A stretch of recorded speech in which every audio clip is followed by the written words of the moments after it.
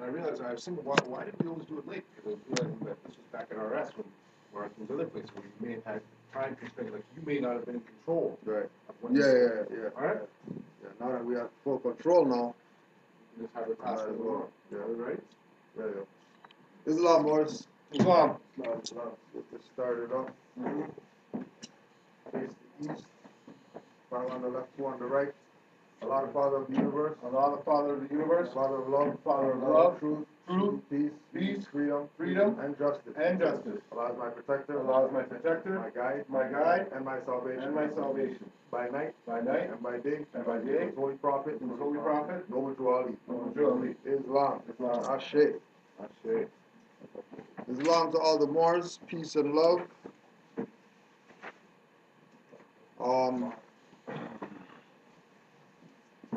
Start up with our readings that were supposed to be read, that wasn't read.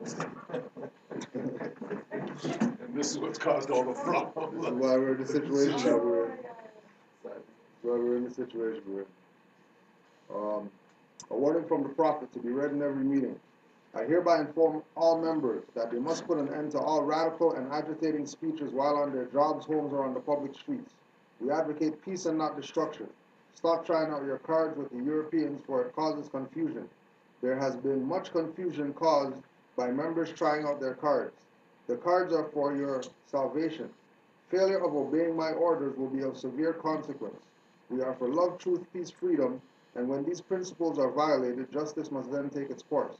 Any member or group of members that seek to hold malicious feelings toward the temple or the prophet, or to violate the divine covenant of the Moorish movement, will receive their reward from Allah for their unjust deeds. All true Moors must obey the laws laid down to them by their prophet, and if they lose confidence in their prophet, give up your card and button, cease wearing your turban or fez, and return to the state where I, the prophet, found you. For this is a holy and divine movement founded by the prophet Noble Ali. And if the prophet is not right, the temple is not right. The prophet is sending out a divine plea to all true Moorish Americans that they may do their part in protecting their prophet and the temple. This is an everlasting movement founded by the prophet through the will of Allah to redeem his people from their sinful ways. Noble Ali. So there are all these readings that were supposed to be read every meeting. And on top of these things not being read, people took the perspective of the Moorish Divine and National Movement and dogmatized it, right, from its true origin. When we speak about dogma, or when people say, without qualifying what religion is, but saying the statement like, oh, our people are religious, so we don't want anything to do with religion or whatever like that, right? What they're really saying is that you want to get out of exoteric mindset on there.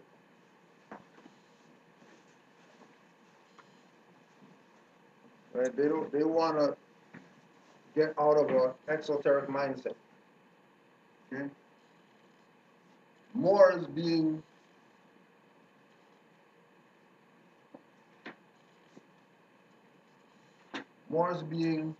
scientists look at everything from an esoteric perspective.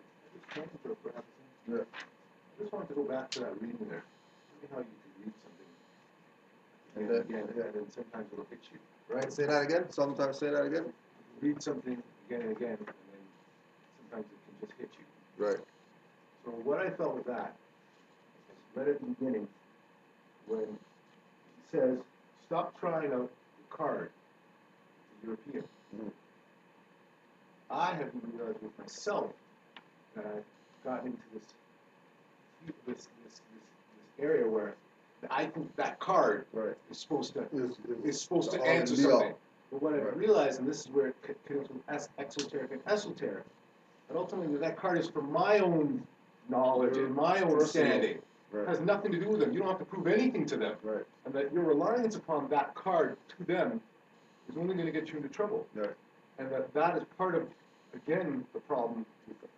I'll speak from the I position, Right. which is that card has nothing to do with anything. In fact, that card can almost be a distraction. Right. Because that card has nothing to do with this. It's about your own knowledge, Exactly. understanding. So I wanted to say No, that. no, and then when we look at that from the perspective of what is the negative, or why is the negative coming? I have this card, Right. you know, I mean, it's Moors, we're the Moors of the whatever. I showed it to them, then they want to accept it. You know, why isn't it working? Because, Ronnie said, stop trying out your cards with the European. That's what I'm trying to explain to you too. So that's hit me too. And then the negative that comes to you is because you violated this, not because remember they don't recognize the card. Remember at your meeting, on your lecture on Tuesday, I was talking to you a little bit about sort of seeing that prayer in a different way. Start to realize that every word that you say is spirit. So the Moors had better heed. Right. So that's where I'm getting a tingle now when I think about that. And the same thing with the agitating speeches and all that stuff. And this is the line that I've been on in the last couple of weeks, which is that we've got to stop looking to the European for anything. It's really about turning within and bringing ourselves up, right, versus trying to get the European to acknowledge anything and to give us anything. Exactly. We have all of that. It's ours. We have to step up and stop being in that other state. Right. Just that also too that you mentioned radical and agitated speeches. Right. That's also why Drew said that the Moors should. It's earnestly hoped that the Moor Science Temple is not compared to the Back to Africa movement. Right. Because that's the foundation of the Back to Africa movement, radical and agitating speeches, right, trying to rile up people based on abuses that they got. Right. But then you rile them up to a point of, okay, now we're all riled up, let's go do something, and everybody's standing there lying in the street or whatever like that, stop some cars, you know what I mean? But, you know, after those people get tired of being on their feet or whatever, march and pickets over, and stuff goes back to how it was. Before these people said, let's stop or whatever. But I think also part of that has to do with the infiltrators who then sort of get at the front, we know who they are, and rather than, like you say in some of your talk, how come all these guys talk their big game? No one's out there so-called, you know, going to the so-called police stations and going in there. They're all marching on some street, lying down, having a lecture or having a march rather than lying and sit-ins. Rather than making actual change. Yeah. Let's go to why don't we storm the Parliament building and break up their meeting or something like that versus, you know, let's have these guys march over here and sit in a corner for a while until they get tired. You know what I mean? So that's where I think that's part of the spirit to it too, right? Right. So With the outbound movement. Huh? The outbound right. And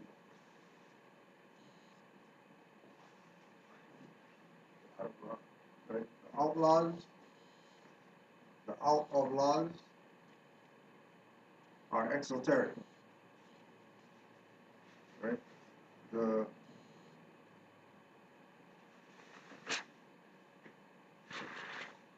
violators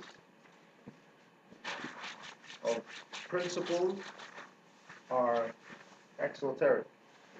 They're not on the level to realize that the error is them being an outlaw. The error is them being a violator. It's not for somebody to come and say, that guy's a violator. It's for the violator to recognize that they're violating. So something has to give, right? Or they set up little release valves so that when the pressure of an outlaw or being against nature rises to the point of, you know what I mean, explosion, they have release valves to let that energy out. And then the alleviation comes from police kick somebody's ass, attack somebody, you know, whatever it is that they got to do to make sure that it doesn't fully blow, because that's going to cause a problem if it fully blows. but then at the same time, you know, they wanted to at least give the appearance of, you know, there's something gonna happen in 1999 or when the clock clicks, click, and everything's gonna shut down, darkness or whatever like that. And everybody waited and nothing happened. Now we have all this water that we have to drink. Because we listen to these guys about the world's gonna end. But you can't destroy the world. You mean like dried soup mix? You know what I'm saying? You can't destroy the world. 15 years of dried soup mix? Okay?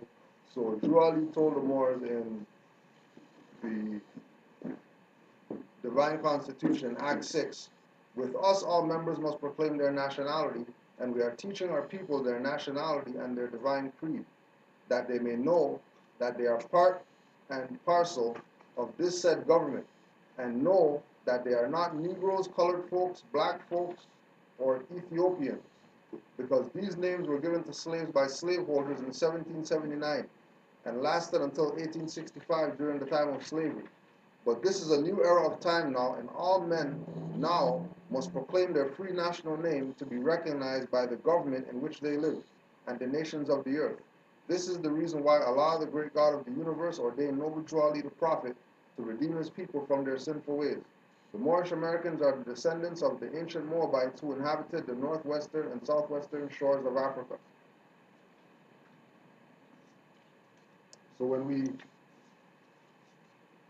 look at the Moorish movement from an esoteric perspective, we realize that when Noble Drew Ali told the Moors that Islam, right, that was really Sufism. Whereas esoteric Islam is all the rituals, right? Exoteric Islam is all the rituals, right? He said that Christianity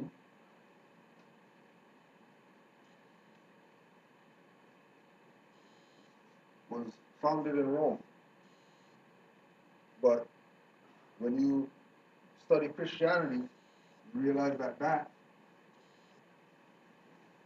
comes from Gnosticism.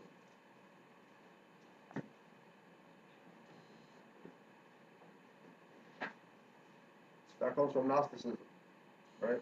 Which is esoteric. And then the exoteric is really Roman Catholicism.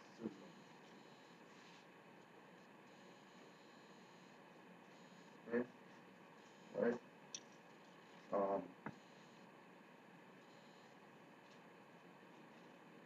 We'll go on to those that call themselves Jews, right? Exoteric, esoteric,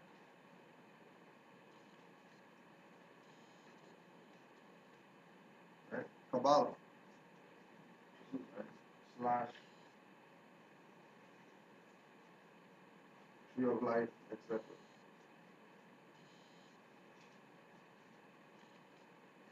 Right? So we have to look at things always from this perspective if we're going to be clear with what Noble Drew Ali brought. So he said that he brought us our nationality and our divine creed.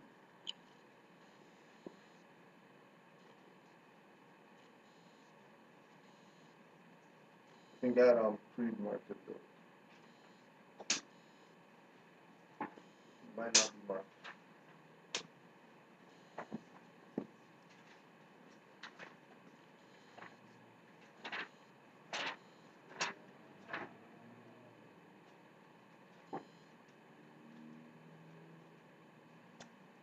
So when Noble Drew Ali started bringing the Moors into the realization of themselves,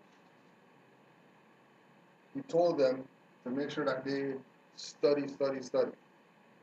And when you finish studying and asked what to study next, I would reply, study yourself.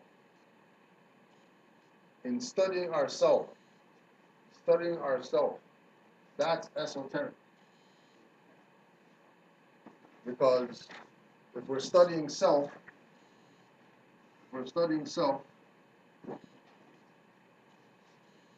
There's the higher one.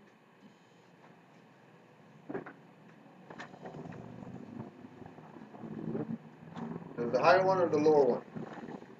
When we're studying self. Muhammad Ali told the Moors, study your higher and lower self. Because you're not going to know both realms unless you partake in them. Right?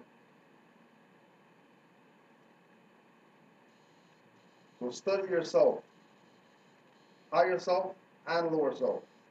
In studying your higher and lower self, you would be able to distinguish for yourself what's real and what's artificial.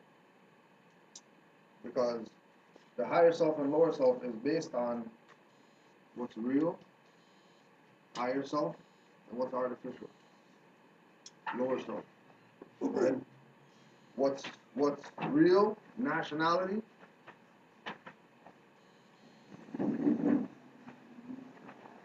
What's artificial, brands. What's real, flags. What's artificial, banners. What's real, citizens. What's false, statelessness.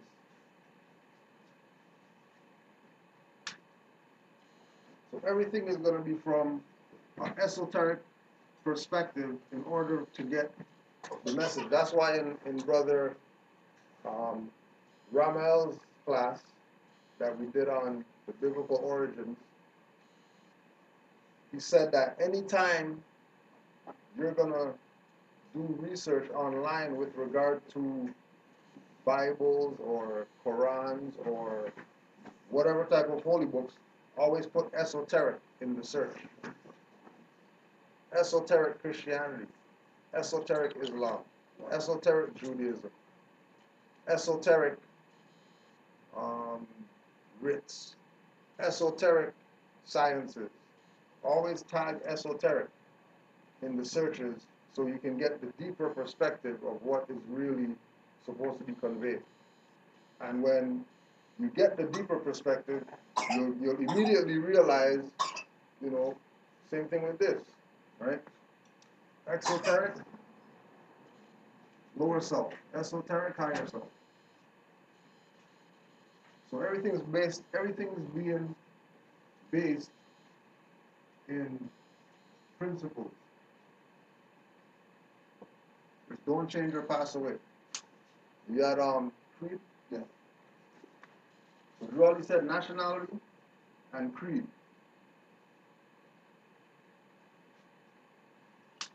Creed. The word creed has been defined as profession or articles of faith, formal declaration of religious belief, any formula or profession of religious faith, and a system of religious belief. So the term creed is a law term if it's in the law dictionary, right? Just like the term religious is a law term or it's in the law dictionary. And certain terms that we tie to quote unquote schools of thought actually come out of law, not from the opinion or perspectives of men, right? It comes from principles. And once we understand what the principles are, then we can better understand our position in this vastness that we've never recognized that we were part of it. We always looked at our position as subordinate, when the reality of the situation is that everybody in the world is waiting for the Moors to see what the Moors are going to do before they go. Right? If you go look at all the so-called entertainment people giving up U.S. citizenship and all that, all the so-called Negro black colored people converting to Islam and converting to Judaism and all these are like entertainment people, right? They're starting to go on shows and talk about harp and things that, isn't really, like that's quote unquote conscious stuff, certain things. But now you have people that are mainstream talking about quote unquote conscious things, bringing information to light. You look at somebody like Prince, right? You know, he's heavy in music. He's not a nobody, but he's talking esoteric every time he talks. He doesn't talk exoteric at all. But people are gonna go buy his music and support the albums and sing songs or whatever like that. But they're dealing with life from an exoteric perspective. When the individual who's singing or delivering the message to them in whatever form is esoteric, right? We'll knock certain things because people know and they're not putting it out there. You know what I mean? Like, you know, Jay-Z has a mix tape, mix CD called God MC. So he has to know what's up. You play around on basketball teams and all that type of stuff, but they're dealing with esoteric at all times. So when Noble Drew Ali told the Moors that we honor all divine prophets, he was tying us to principles. So it's just like we say in with class. A class isn't going to let you know everything you need to know with regard to your nationality and birthrights, but it's a stepping stone to get you there.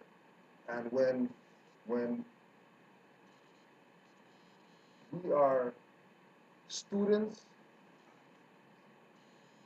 there's many teachers that we're supposed to go to. You're not supposed to have one teacher and that's it. You're supposed to have multiple places where you can go to get information for your enlightenment. So Noble Drew Ali told the Moors, we honor all true and divine prophets. And he named them. So we took a journey into the esoteric perspective of Islam, Sufism, by introducing Moors to the book called Muhammad, the first Sufi of Islam.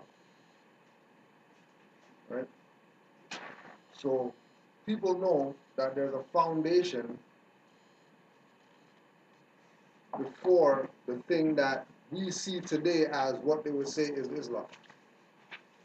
There's something prior to that. That people who were so-called Muslims,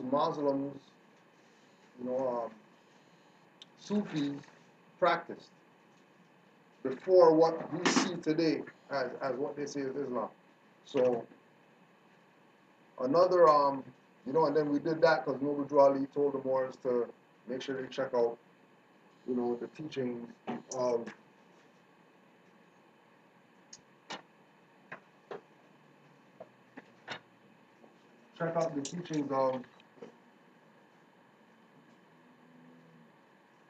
Mohammedans,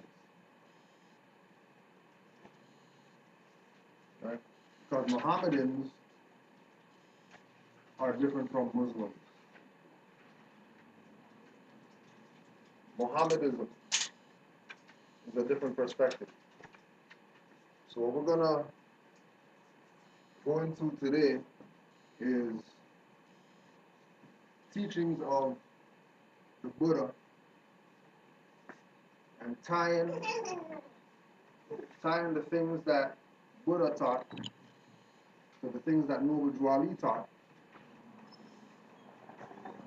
so that we can see that when Noble Drew Ali told us that he brought us everything it takes to save a nation, not take it and save ourselves, that everything's always been laid out for us, and it's because we took the position of not following the Prophet and listening to what he laid down is why we have issues, right?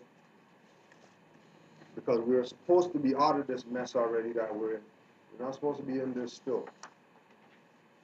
We're supposed to be long out of this. This is a book by Thich Thien Tam, Sutra Translation Committee. Buddhism, Wisdom, and Faith. And then the corporate body of the Buddha Educational Foundation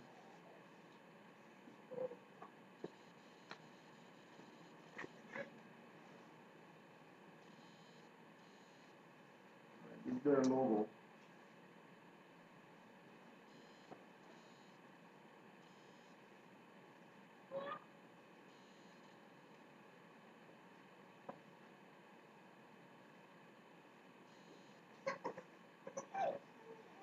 Right?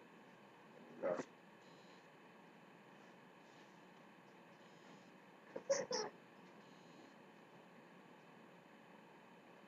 These circles right here are supposed to be in here. Right? Then there's another circle. We got some writing. Okay? And then based on their symbol, we already know. Right? You just take this, you put a 7 in here. You know that they're dealing with the science, or they're tied to the science that Noble Drew Ali presented to the Moors. Their logo right here. Right, the science that Noble Drew Ali presented to the Moors about the power of raising your vibration to and past the 7 chakras. So not limiting yourself to the earth plane, recognizing that Allah and man are one, and after you leave this plane, you're going to be going to do other greater things in other planes where you have stuff to do there. Right? So we'll start with start on page 3. Maybe I have about 12 pages or something to go through, just to put some things into perspective from the Buddhists, since Drew Ali tied us to the Buddhists, and by him making the statement of we recognize all true and divine prophets and named them, he actually tied us to those lessons and those teachings so that we can, reflect on those when we might be in more science and can't really find everything there. More so because of the infiltration that you're not going to find everything. But if you go back to stuff previous, you'll be able to pick up things that Noble Drew Ali laid out in the Quran that are principal things that transcend time and space and don't ever die. They're always in existence no matter who the individual is that's speaking. It's for us to recognize that, hey, that person just said something that Noble Drew Ali said before Noble Drew Ali. So obviously that's something that we should gravitate to, right?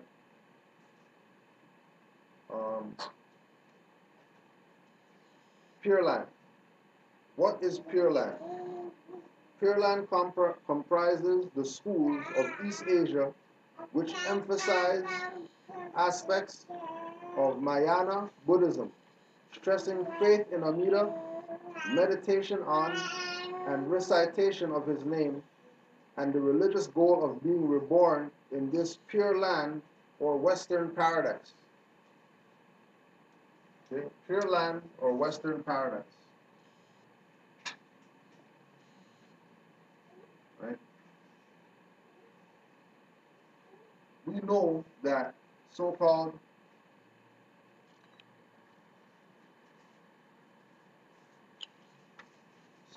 East Asia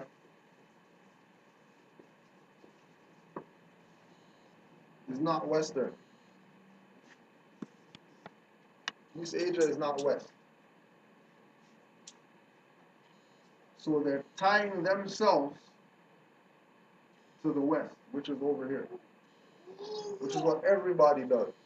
Because everybody knows that the history of quote-unquote spirituality in the Western Hemisphere has a more solidified grounding in nature than the East.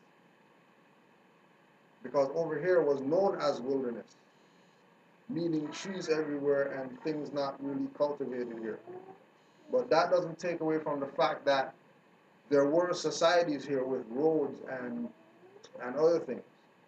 But it is said that there's a high percentage of the North American and South American regions or continents that they have forests that they never even touched yet. They have trees there that they can't use machinery to cut down those trees. Trees are breaking up machines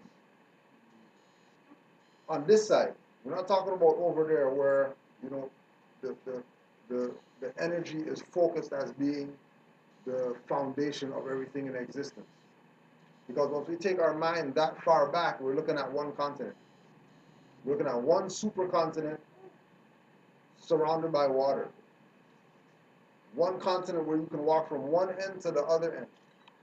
One continent where you don't need boat to go anywhere.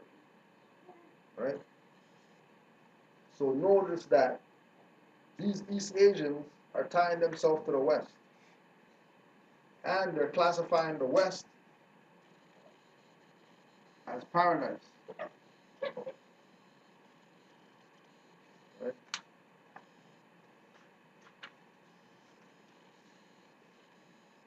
The vows of Samantha Badra.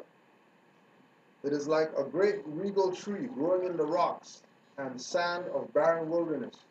When the roots get water, the branches, leaves, flowers, and fruits will all flourish. The regal Bodhi tree growing in the wilderness of birth and death is the same. All living beings are its roots. All Buddhas and Bodhisattvas are its flowers and fruits. By benefiting all beings with the water of great compassion, one can realize the flowers and fruits of the Buddhas and Bodhisattvas' wisdom.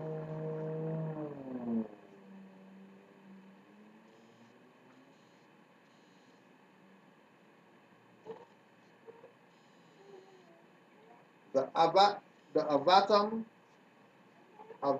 Saka Sutra states, the neglect of the Bodhi mind when practicing good deeds is the action of demons.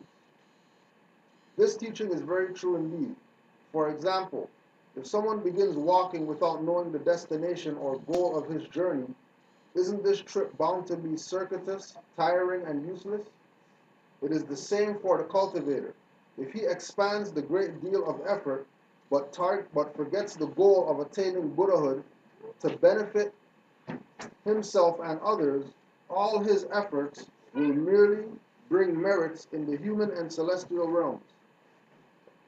In the end, he will still be deluded and revolve in the cycle of birth and death, undergoing immense suffering. If this is not the action of demons, what then is it?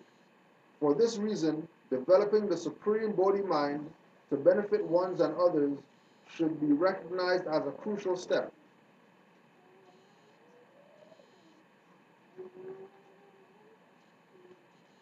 The developing of the supreme Bodhi mind to benefit oneself and others should be recognized as a crucial step. So when Noble Drew Ali made the statement to the Moors,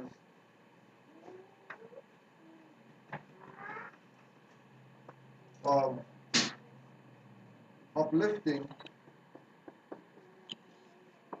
fallen humanity,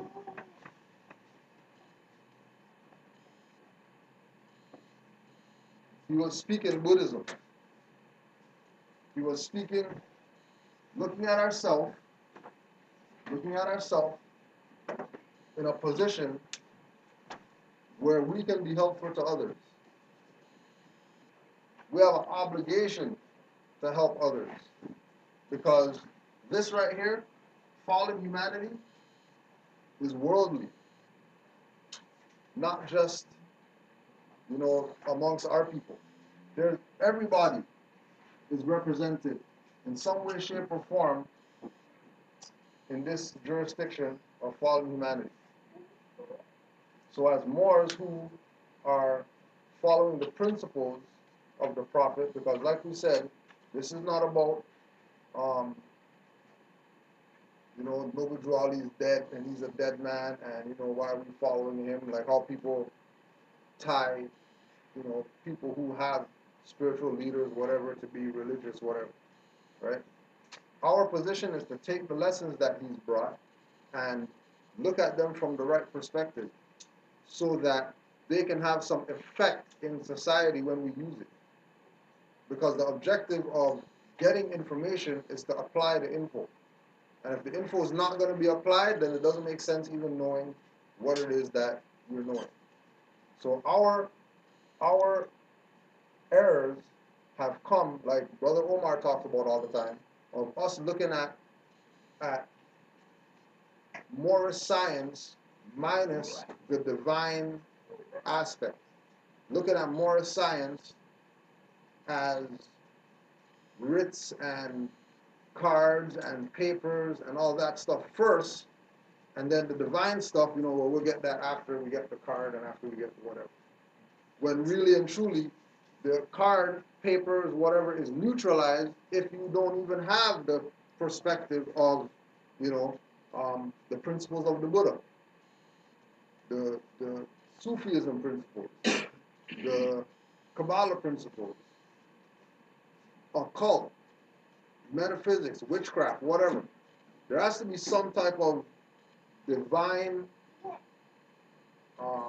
anchorage before going into, as far as, you know, elevating oneself, helping other people, you know, correcting your status. All these things are needed a foundation in order for it to fully manifest.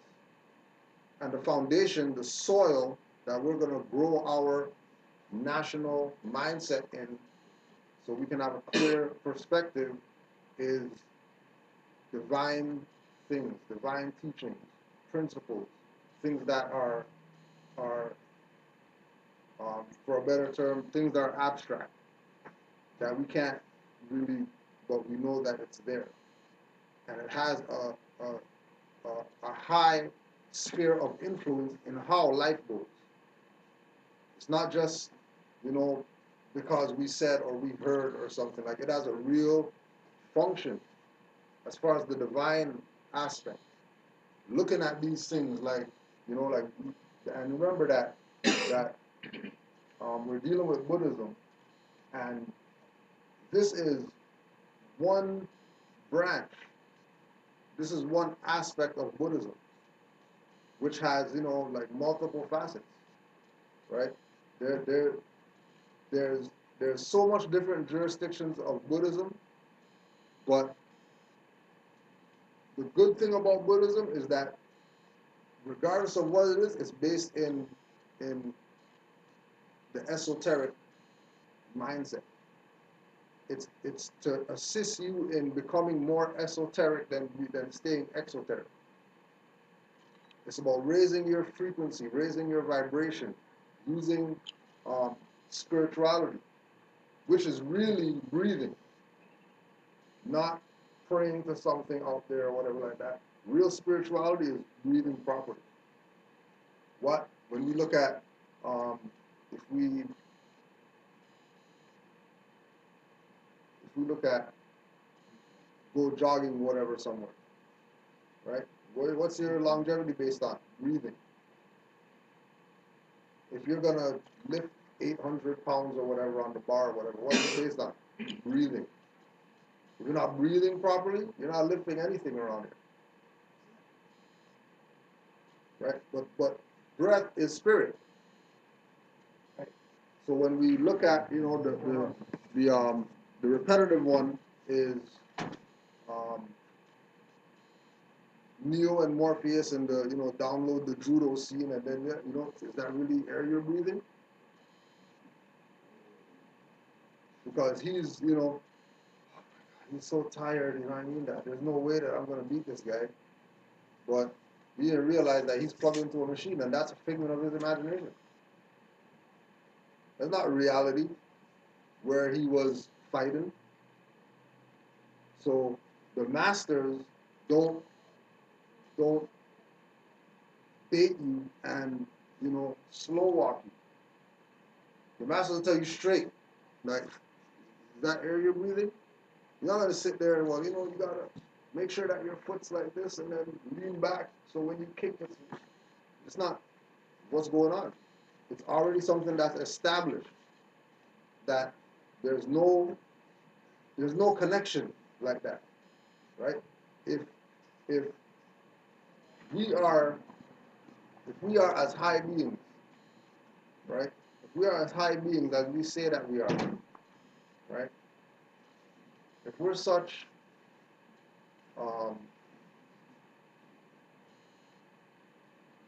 if we're so connected to the higher power and the higher forces, and we're the founders of civilization and all these things, right? How come our position on the planet is worse than a lot of other people? How come nobody else is complaining about they're getting shot up and stuff like that? Obviously, divine's not looking out for you if you're getting shot up and stuff like that, choked out, you can't get, nobody's not respecting the rights of these people. Nobody's taking the position of coming to assist them. I mean, somebody should at least have some dignity in them to say, you know what, we need to go tell these people what's really up. Right? They need some help. They need some help. They obviously need some help, right? But they can't. Because majority of the people who claim to be what they're not are classified as Negro, black, colored, undesirable, and they don't recognize the fact that they're divine beings. And because they don't recognize that they're divine beings, the divine is not going to work with them. So another reason why Noble Drawley said divine and national, so that we can tie ourselves back to the divine things that we were disconnected from. Because we're thinking that, you know, divine is this book that says, you know, Holy Bible, or this book that says Holy Quran, or this book that says whatever. When the real divine is priesthood's dead, you know what I mean? Start breathing so your thinking could be right, so a little voice could be louder, so that you can actually know what you're supposed to do on the earth plane, because there ain't nobody helping you other than a little voice, and that's it. And trusting in that. There's people who know that, you know, little voice, what is that? You know what I mean? I ain't doing nothing unless little voice says do it. I'm not doing anything unless I check the calendar to make sure that all the stars are aligned first before I go do anything out there. First thing, check the calendar. What kind of day is it today? Low energy, high energy. You know, where's the sun sign at? What moon's coming? Whatever it is. Once they understand that, then they say, okay, now let's go build something. Let's go make something. Let's go make a contract. Let's go buy something. Let's go whatever. Our people, the only ones blinded from, you know, like what we talk about all the time with the Hindus with the dot. That's all part of their, before they go outside, you have to do certain things. You don't know what you're going to bump into out there. You have to make sure that you do something with regard to your culture from a divine perspective to tie yourself to the higher force so that you're not caught off guard when you go out here. Because as soon as you go out here, your disconnect, your abuses that you get are more than likely because for that instant you were disconnected from the divine, so you had no protection. Some people out even builders went into that too, where they made their entities and stuff. Right. Went into a certain direction. Right. Because it's a science. So Noble Drawley telling us that we're more scientists is not just a statement of, you know, tie ourselves to the ancient foremothers and forefathers because they were alchemists. They were, you know, they did all these scientific things and they formed alchemy and they formed, you know, calculus and all these things that we say is whatever. The reality of the situation is us tying ourselves back. And Drew Ali gave us multiple avenues to tie ourselves back, not just him. If he says that we honor all true and divine prophets, then all true and divine prophets' teachings should be considered by Moors. And as soon as Moors start talking about, nah, you don't need that, or nah, stick to the prophet's teachings or whatever like that, you already know that they're on the side of trying to enslave you under the guise of Mawjwali, when they're really, celestial demons in human form, using their negative influence to lead you off of the track that Mawjwali already laid the track there. All you have to do is just walk on it, because you did all the work that was supposed to be done. There's nothing that we have to do. All we have to do is take what he taught, put it here, and then put it out here, and then we'll see change. But if we have to consider, if we have to always consider that there's somewhere that I have to go to get something, or there has to be somebody who has the better way of doing whatever like that, instead of you just finding out for yourself what the way is and doing it, then we get game all the time, right? The enlightened mind. Sentient beings are used to grasping at this body as me. At this discriminating mind consciousness, which is subject to sadness and anger, love and happiness as me. However, this flesh and blood body is illusory. Tomorrow, when it dies, it will return to dust. Therefore, this body, a composite of the four elements, earth, water, fire, and air, is not me. The same is true of our mind consciousness, which is merely the synthesis of our perception of the six dusts: form, sound, fragrance, taste, touch, and dharmas. Take the case of a person who formerly could not read or write, but is now studying English or German. When his studies are completed, he will have knowledge of English or German. Another example is a person who has not known Paris, but who later on had the opportunity to visit France and absorb the sights and sounds of that city. Upon his return, if someone were to mention Paris, the sights of that metropolis would appear clearly in his mind. That knowledge formerly did not exist. When the sights and sounds entered his subconscious, they existed. If these memories were not rekindled from time to time, they would gradually fade away and disappear, returning to the void. This knowledge of ours, sometimes existing, sometimes not existing, some images disappearing, others images arising, always changing, following the outside world, is illusory, not real. So anything that's out here that we cling to, gravitate to, that has no spiritual, esoteric grounding is unreal. And if it's unreal, it's illusion. And if it's illusion, it's not going to have any effect on our existence as sentient beings. It's going to actually cause us to digress, because we're supposed to be striving for further enlightenment. We're supposed to be raising ourselves from a low level to a higher level, and then from that level to a level above that, and continuing the escalation. As soon as we start to ascend, and you have things like people who claim consciousness. Oh yeah, know thyself, whatever like that. And then 2 years later, they're back doing nigger stuff. Like what happened? I thought, well, you changed yourself and all that stuff. They had locks and then cut their locks off or whatever, and now they're doing some madness, right? Because they strayed away from what the essence of existence is really about. It's really about knowing more than you knew yesterday. It's not about having more, because everything out here is illusion. Everything's a figment of our imagination. And it becoming real is based on what our perspective is of what's out here. If we look at out here as every living thing is bound to a cord, and you know everything has energy, and then all is mental, then we can exist out here.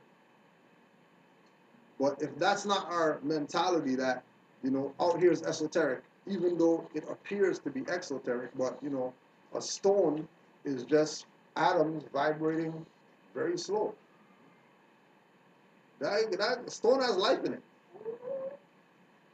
4 elements: earth, air, fire, water. Those things vibrating at a certain frequency is what creates everything that we see in existence. Once those things stop vibrating, then everything dies and goes back to where it came from, which is thought, higher thought. So as we get into studying these different reference points that Noble Drew Ali laid down for us, our perspective of what Noble Drew Ali broadens.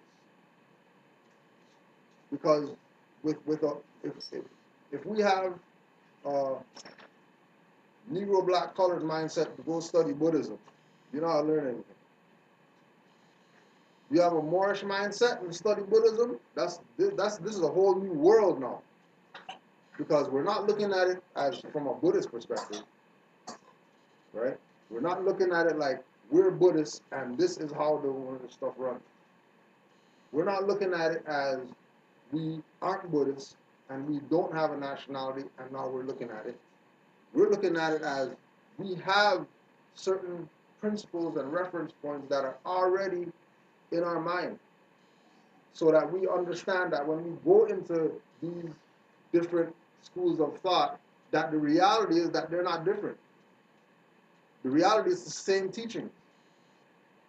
Because what we're looking at is the principles of it. We're not looking at the words on the page. We're looking at, just like Brother Omar said when we were talking about whatever, and he said that you're feeling the tingles or whatever. Right?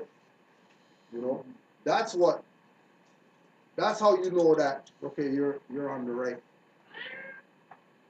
When you feel the vibration of what you're learning in your being, not just, oh yeah, I read that and that's interesting. That makes sense because I know the meaning of this word, and these words coming together make a sentence, and at the period I get what this says.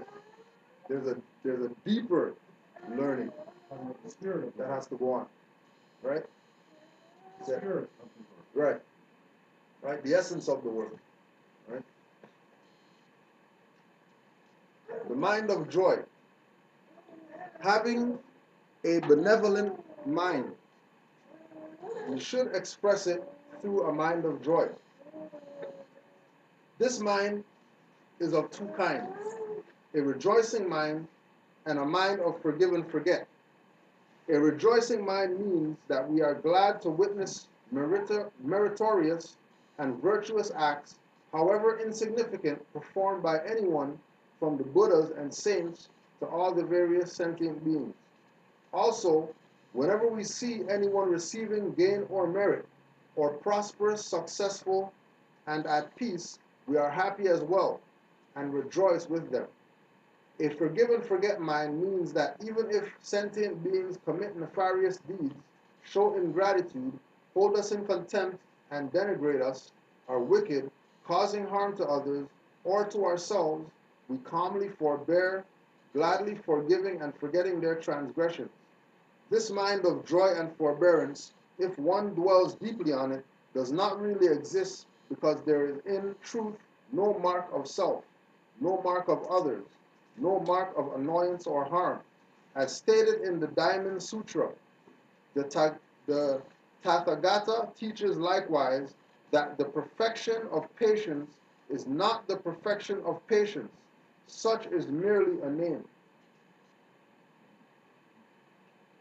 So when we're gonna address things that present itself like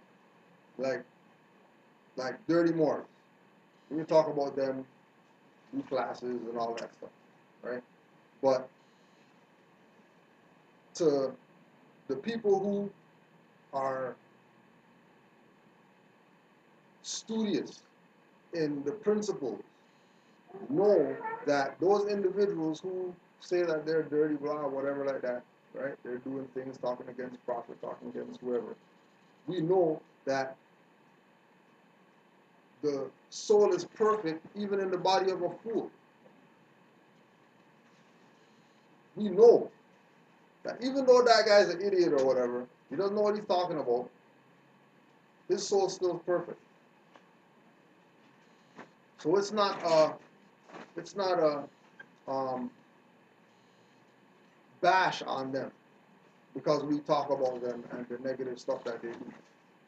It's more to draw attention to the fact that those people are out there. People coming into this know what you're up against.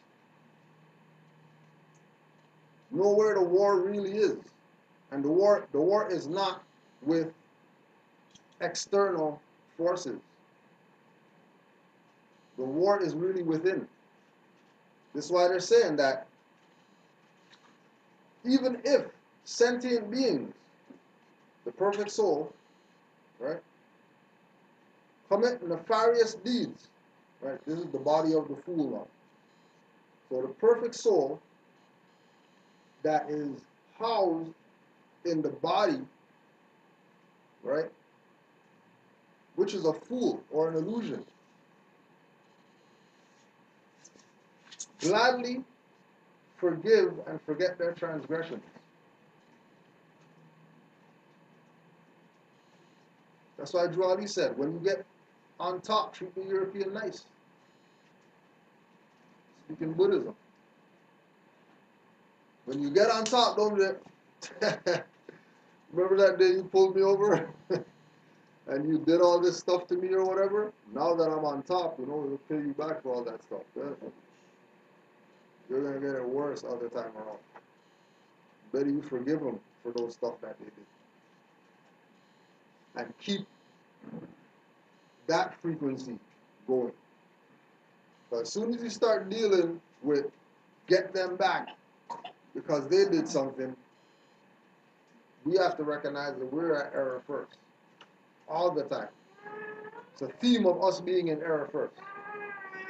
Because we're the ones that didn't know anything about nationality birthrights because we abandoned the prophet, Moorish movement, all that stuff, and now we're here. Don't know how to deal with anything.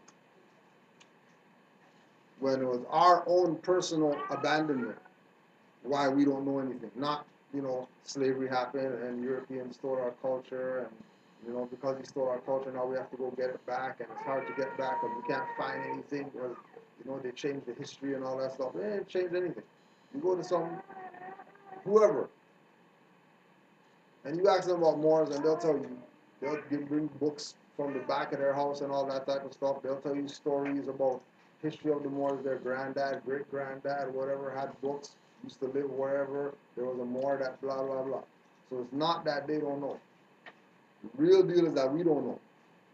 And the amount of work that it's going to take to get out of this, if we did it on our own, we ain't getting out of this. It's not happening by us doing it on our own. Look at the conditions of our people right now who don't recognize that they have a prophet. Listen to the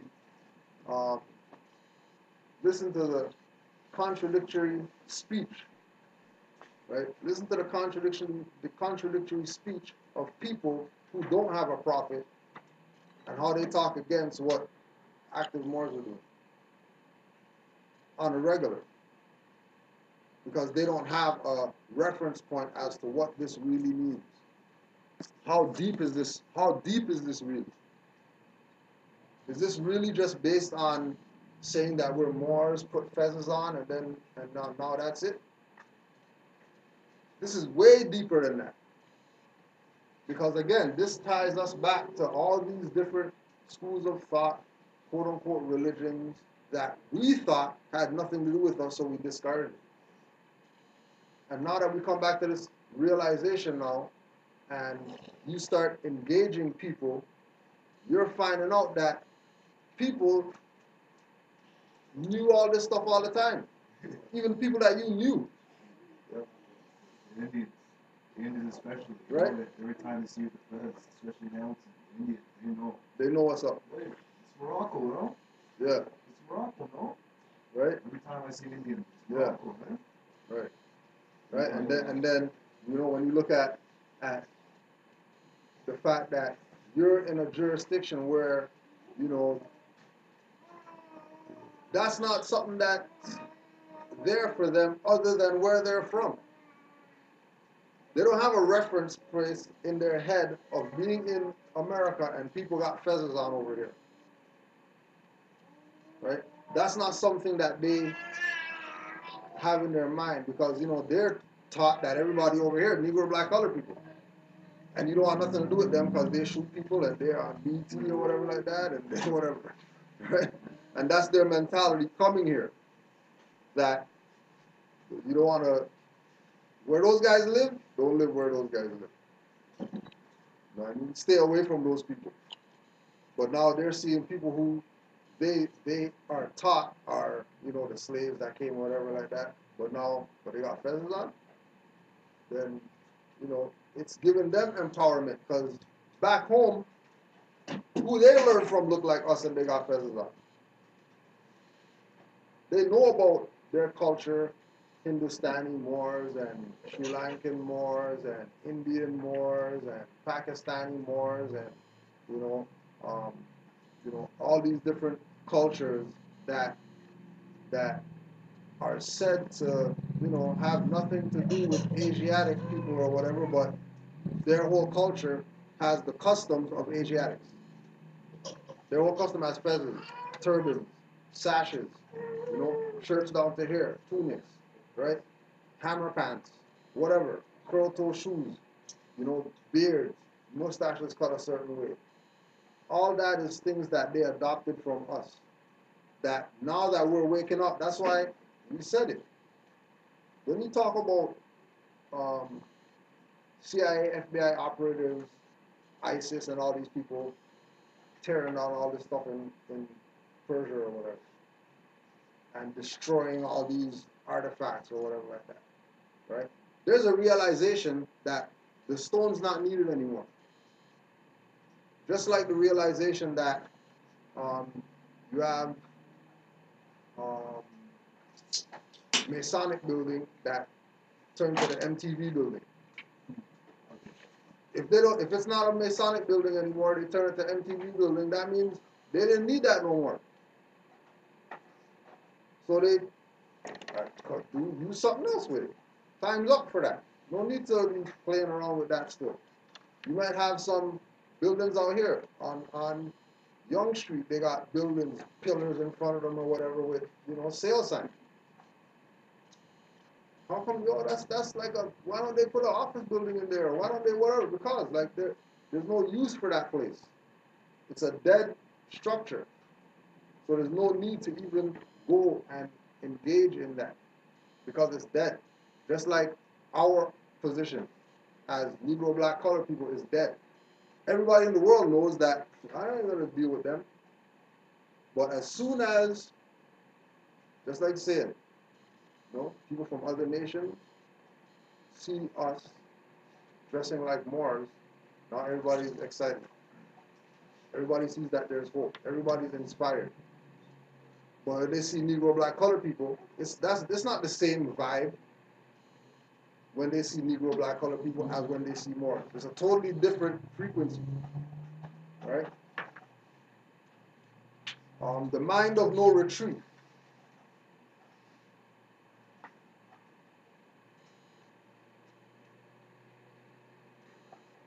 Although a practitioner may have repented his past transgressions and vowed to cultivate his habitual delusions and obstructions are not easy to eliminate, nor is the accumulation of merits and virtues through cultivation of the 6 paramitas and the 10,000 conducts necessarily easy to achieve. Moreover, the path of perfect enlightenment and Buddhahood is long and arduous, full of hardship and obstructions over the course of untold eons. So all the battles that we're facing as Moors, when we say, we prevented ourselves or whatever, and they didn't recognize, that might not be because of something you did right now. That could be some past life thing that you haven't dealt with. Especially if it's a reoccurring obstacle. Reoccurring obstacle keeps coming up. Reoccurring obstacle keeps coming up. More than likely, that's something from your past lives, not something from this life. So it's going to have to be dealt with in a different way. Or you might have to go into different schools of thought to find out the remedy for how you're going to get out of the situation. It might not be because, you think, oh, what did I do wrong or whatever like that. It could be energy. It could be your frequency of exercising this thing wasn't lined up properly. Which comes back again to, checking the calendar, making sure that the days that you're going to go do things that have some type of significance, that you're doing them on days that are high days for you. Right? That's why they always want you to show the birth certificate. Because the birth certificate is tied to the birth record that has this same astrological information that they're going to say, court date. And then when you go check the calendar for your court date, you're going to realize that they have you on a down date. Right? And then you check the pattern and you realize that, hold on a second, every day they bring me to court or whatever, that's a down day. They always deal with me when my energy is on a low vibration. And the days that you went to court and your energy is on a high vibration, you realize that stuff got dismissed. Something was going on where, court just took long all day. You didn't even see anybody all day. You realize so much things when you start applying the esoteric astrological perspective to your national demonstration. Because without the divine, the national has no power, no weight. It's just something that you do, and hopefully, something happens in your favor. All right? I figured I would read this part just for dirty Moors, because they might need some help. They might be coming around and bump into this. How to subdue greed in its subtle form. As indicated briefly above, the 5 desires in their gross forms are easy to detect. The practitioner should additionally pay attention to the deep-seated subtle manifestations of greed. For example, $100,000 might not necessarily excite a person's greed, but an amount in the millions could move his mind. Ordinary beauty can easily be resisted, but heavenly charm has the power to lure people down the path of transgression. Even monks and nuns can be infatuated with exquisitely carved rosaries, beautiful statues, or auspicious, peaceful realms. These, too, are in a category of defiled greed. We should see them as expedients, illusory causes and conditions, and not develop defiled greed. To shed light on this state of mind, I shall cite 3 stories as examples ranging from the gross to the subtle. Once upon a time, there was an official who was well known for his honesty. He would sternly reprimand those who attempted to bribe him with money and gold. One day, however, a rich and powerful person seeking the resolution of a private matter offered him the equivalent of $100,000. The official immediately accepted the bribe. Later on, when a friend asked him why, he replied, $100,000 in cash can sway the gods. Thus, this official could only be honest with small bribes, but could not resist huge ones. This is a case of deep-seated greed.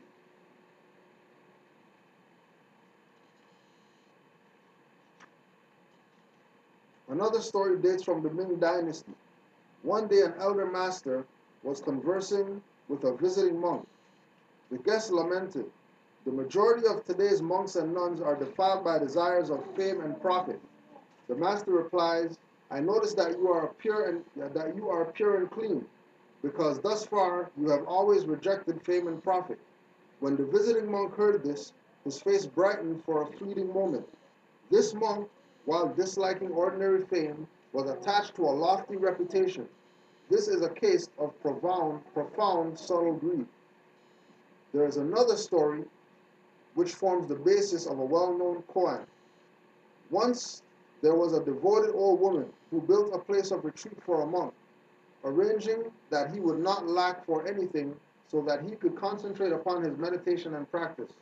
One day after 20 years, she instructed her daughter, "Today, after serving the master his meal, take advantage of the situation and embrace him tightly, asking him at the same time, 'How does it feel to be hugged these days?'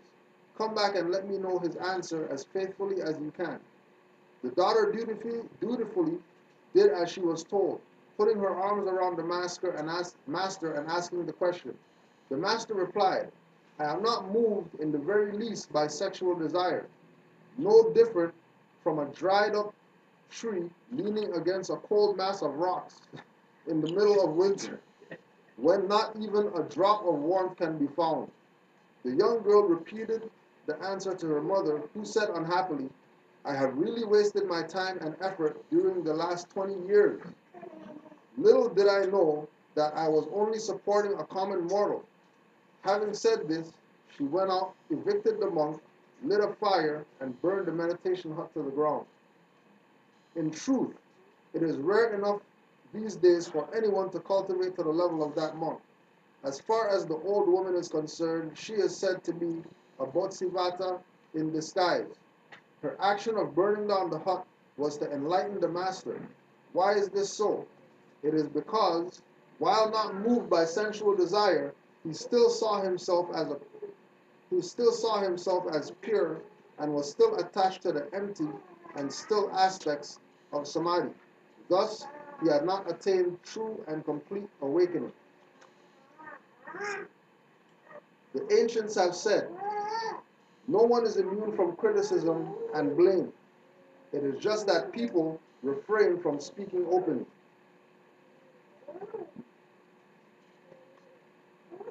Discussion on demonic realms.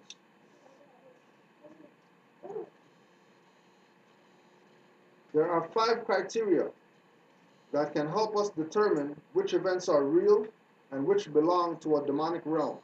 1. Instances where cause and effect do not correspond, such as visualizing one mark but seeing another, hoping to see one realm but seeing another, as well as scenes and realms that do not resemble those described in sutras, are all demonic realms. Buddhas and Bodhisattvas have pure compassion. Therefore, even if they take the appearance of demons to test us, we still feel calm, at peace, and pure. Demons, on the contrary, are inherently evil and wicked. Thus, even when they take the appearance of Buddhas and Bodhisattvas, we feel agitated, angry, and uneasy. 3. The Buddha's light makes us feel calm and refreshed. It has neither shadow nor a binding effect on the eye. The light of demons, on the other hand, affects our eyes and makes us feel agitated rather than calm and peaceful. It also has shadows. The reference to the Buddha's light in the Lankavatara Sutra illustrates this point. 4. The teachings of the Buddhas and Bodhisattvas are in accord with the sutras and the truth.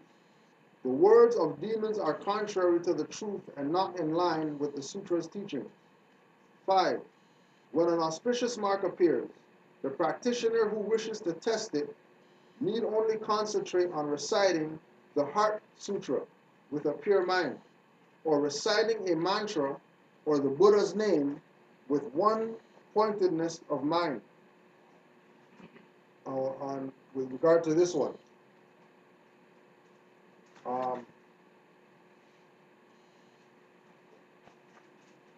it's also important to recognize that the imagery of Noble Drew Ali is also spiritual in nature, because of him explaining and telling the Moors that he's going to go to the soul plane in order to get certain things done, and that the devil can't steal his appearance.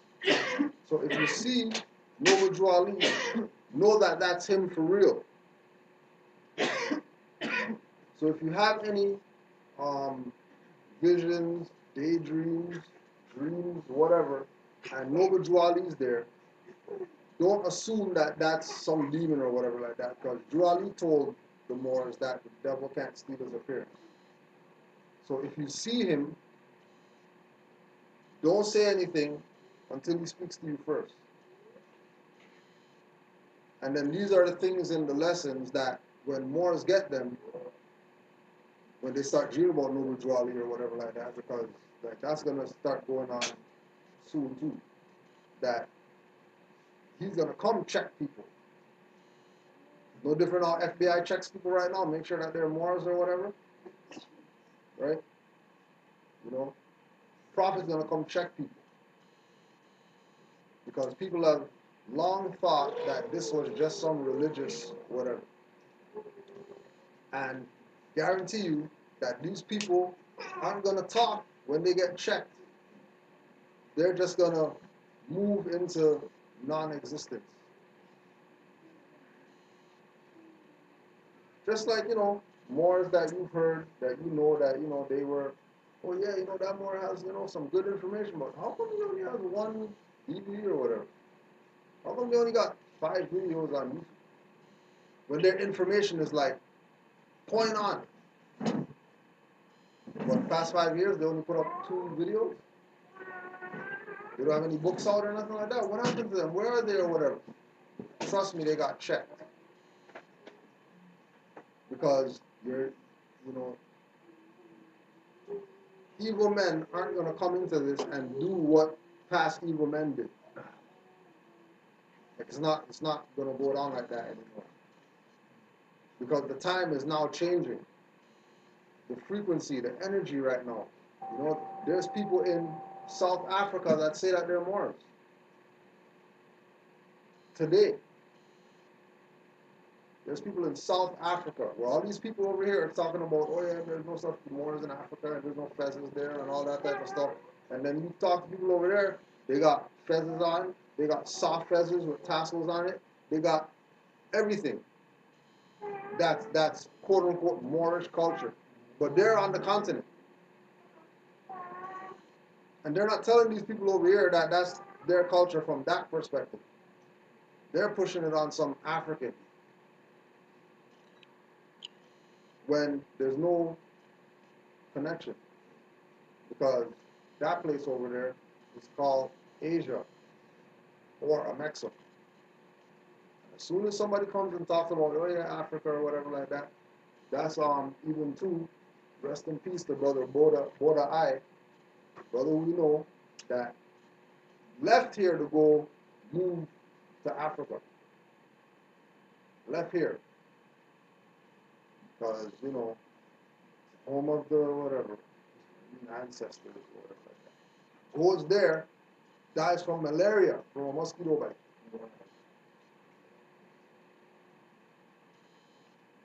That's supposed to be, land of the ancestors and all that. That's supposed to be, go back to Africa because, Africa is, the home of the whatever. Never got bit by no mosquito over here.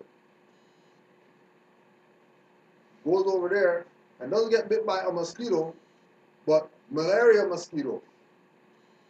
On top of that. Recently, just like 2 days ago. Right? Just to show. Now I walk back to Africa. That's what's over there. Mosquitoes that'll kill you. Forget about getting shot up by some police or whatever. Mosquito, right? Mosquito.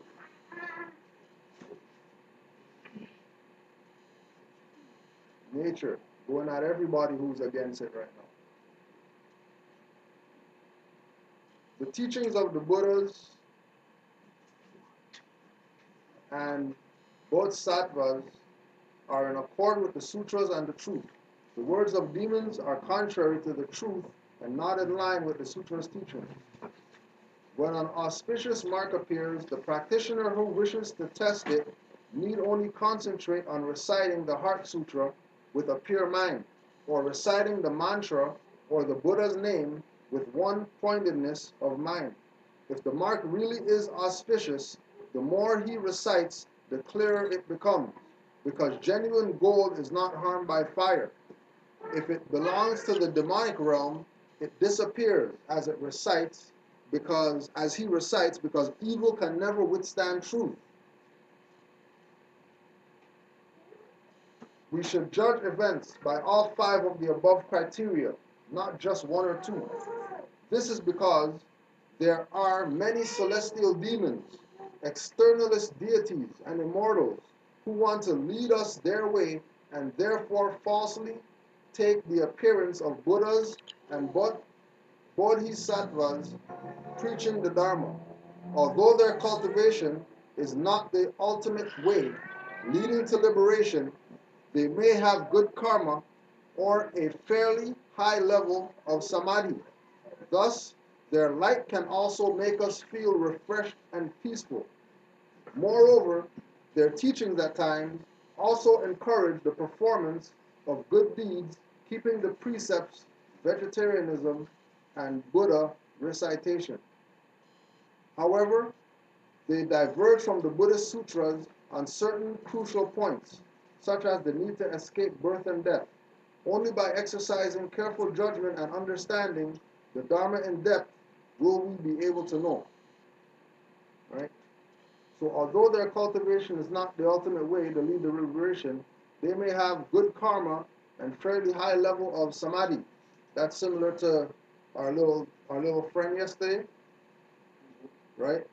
And the appearance of wanting to support. You got books on the wall and stuff like that. You know what I mean? And you guys got T-shirts and take one of those, and you got DVDs and give me some of those and whatever like that. But all that's going on when class is going on. No. Yeah. So how about sit down and check the class, or come back after stuff's done. But again, the frequency of unknowing individual, you know what I mean? The guise of, if I go there on a Saturday, more than likely, certain people aren't going to be there to say, hey, what's this guy doing back here, right? And fleecing the people to believing that, I'm just a little more, just trying to learn and whatever like that, when, that's supreme infiltration. It's not that, it's not picked up because, he had a contact person, you know what I mean, that told him to come here or whatever, right? So it's not like,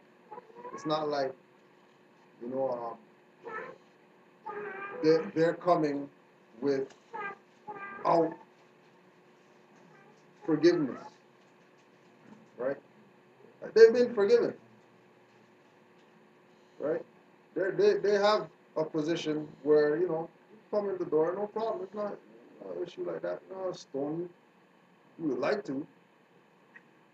Put nooses on some people around here and put them on lights up there. But,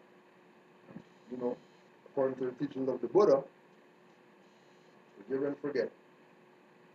Whatever people did, that's their business that they got to deal with when they go to the soul plane and they got to face up to their little, heart and feather on the scale, see what's everything. That's stuff that they have to deal with on their own.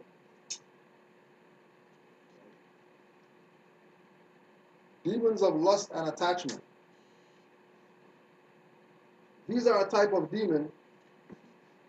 These are a type of demon which excites a range of emotions, from lust to delusive attachment to the realm of the five dusts, i.e. this world. They take the appearance of alluring nude men and women, or of parents, siblings, or close relatives, as well as Buddhas and Bodhisattvas, with beautiful adorned features in order to entice the practitioner. If he is fond of good food, these demons bring him succulent, fragrant dishes. If he likes diamonds or gold, they take the appearance of strange animals holding precious stones in their mouths as offerings. They cause whatever the practitioner desires to appear.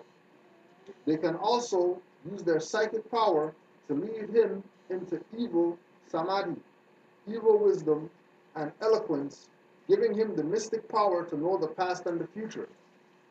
Those who do not understand will mistake these occurrences for evidence that the practitioner has attained enlightenment, and thus believe in and trust him. In reality, however, the cultivator's mind is upside down, and he spends all of his time engaging in errant demonic practices to deceive others. So when you see, you go to a Moor Science Temple or whatever, and then they have this flag over here, and then they have the Stars and Stripes flag, which is supposed to be over here, that's, demonic practices. But that's not normal to the customs. If you see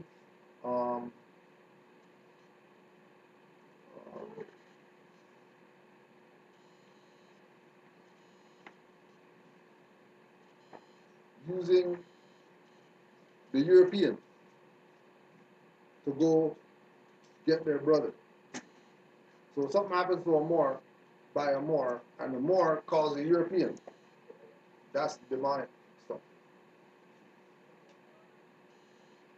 Because we're supposed to be on a higher level to handle our own stuff instead of calling a foreigner who we know he's gonna come in here and say, oh, who draw out a gun and kill everybody, right?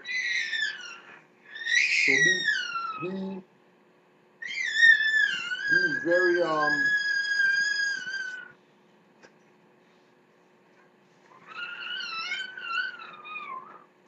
be very open to recognizing that there are many that come under the guise of what you trust in and what you believe in, that they might not be on the side of right. And if you're not vibrating on the right frequency, you wouldn't know. It's like, Moore said that as soon as the door opened, he felt the energy. As soon as the door opened, felt the shift in energy, right? Because once we're vibrating on a particular frequency, now you have eyes behind your head. Now you have reach across the street, but you're standing right here. Now you have your sphere of influence is not just people that you engage on one-on-one meetings or whatever. Because as we get information, our aura expands. As we get the right information, our aura expands rapidly.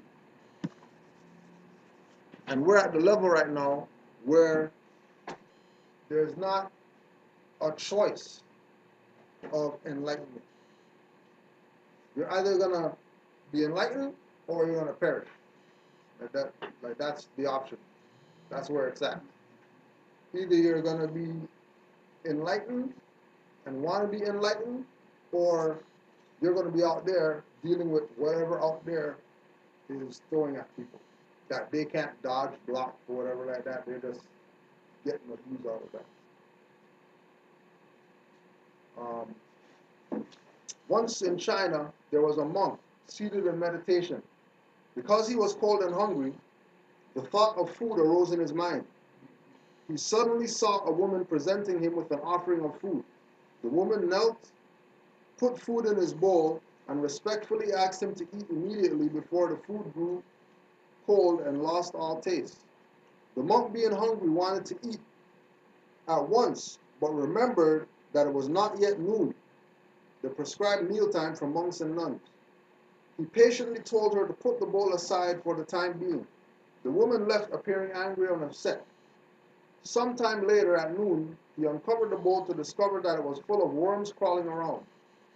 He then understood that this false stock of food had attracted the demonic apparitions.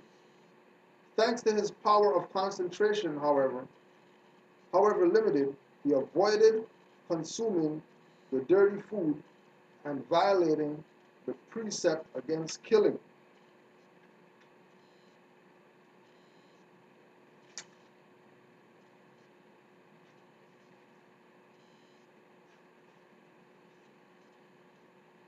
General discussion of testing conditions, causes of adversity. Elder masters of the past have made this observation. When vowing to perform lofty, virtuous deeds, or to begin cultivation, the practitioner usually encounters many obstacles that test his will and challenge his endurance. So it's expected that if you're vowing, if you make a vow to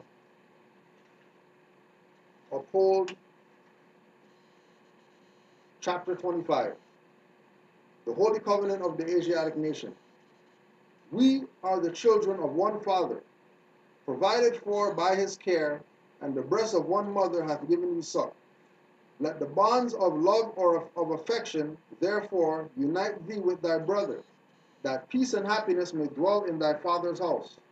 And when ye separate into the world, remember the relation that bindeth you to love and unity, and refer not a stranger before thy own blood.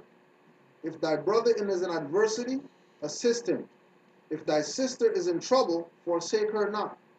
So shall the fortunes of thy father contribute to the support of his whole race, and his care to be continued to you all in your love to each other. Right? So we have a covenant as Moors that our brother and sister are that. And if they're in adversity or they need help, we have to help them. So when vowing to perform lofty virtuous deeds or to begin cultivation, the practitioner usually encounters many obstacles that test his will and challenge his endurance.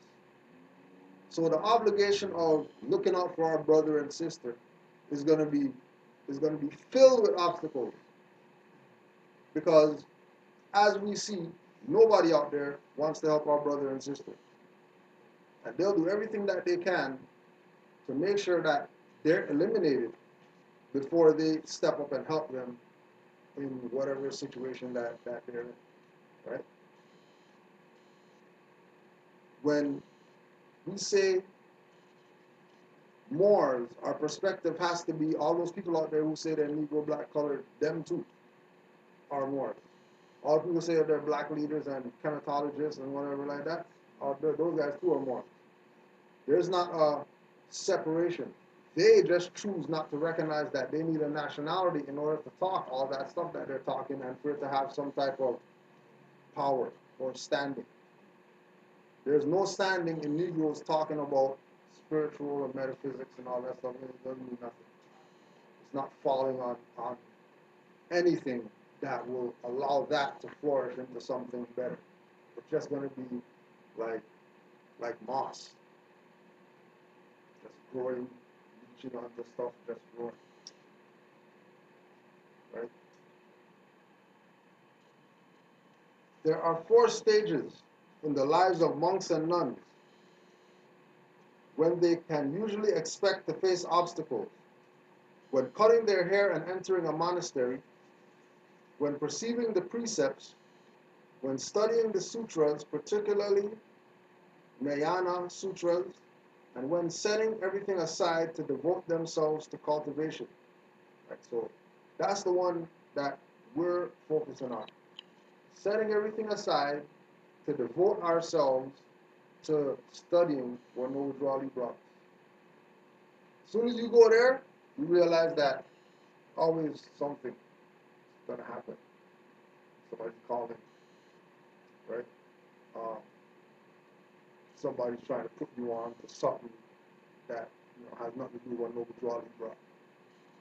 In hopes that you go with that and give that energy instead of using the energy that Noble Drawley said is yours and cultivating yourself.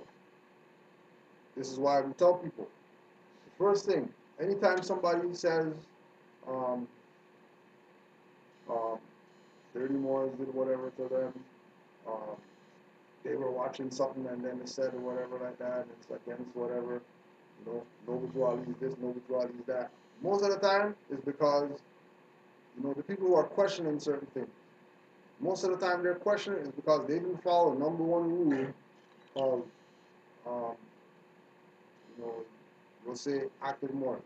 Number one rule of active morals is only place you're going right now is RVB publication. You want to learn something about morals and law and all that stuff? RVB publication. If you go anywhere else first, then whatever. You're on your own, whatever goes down and whatever goes down is gonna go down. Right? Still learning. Nothing's not wrong with other places. But just like when we say, people want to go study UCC, you can. There's not wrong with the info, but you better be grounded in Moorish nationality before you go study that. Same thing with people who are just coming into this and they just think that this is, just this vast information, and anybody with a fez or a turban or whatever like that, they're down with how this is supposed to be, so we're going to go to them for info. That ain't what's going on. There's definitely individuals who want to see this thing fall and aren't going to give it from the right perspective. That's why we make sure we send people to the right perspective. So from the start, you can get what this is supposed to be from the start, so that your going forward isn't going to be tainted. Because as soon as you move on somebody's tainted perspective of what this is, now you become the victim, not the person who put you on to that crap that you thought was the legitimate stuff. You become the victim because it's energy transfer. It's like when we say more a scientist, and then they say, yeah, I'm a Moor, I got LB on my name, but they're teaching people something contrary to what's supposed to be taught. That means that those individuals literally are working for the other side. But they're supposed to be telling people really what's going down. They're supposed to be telling people everything, not telling them pieces of the puzzle.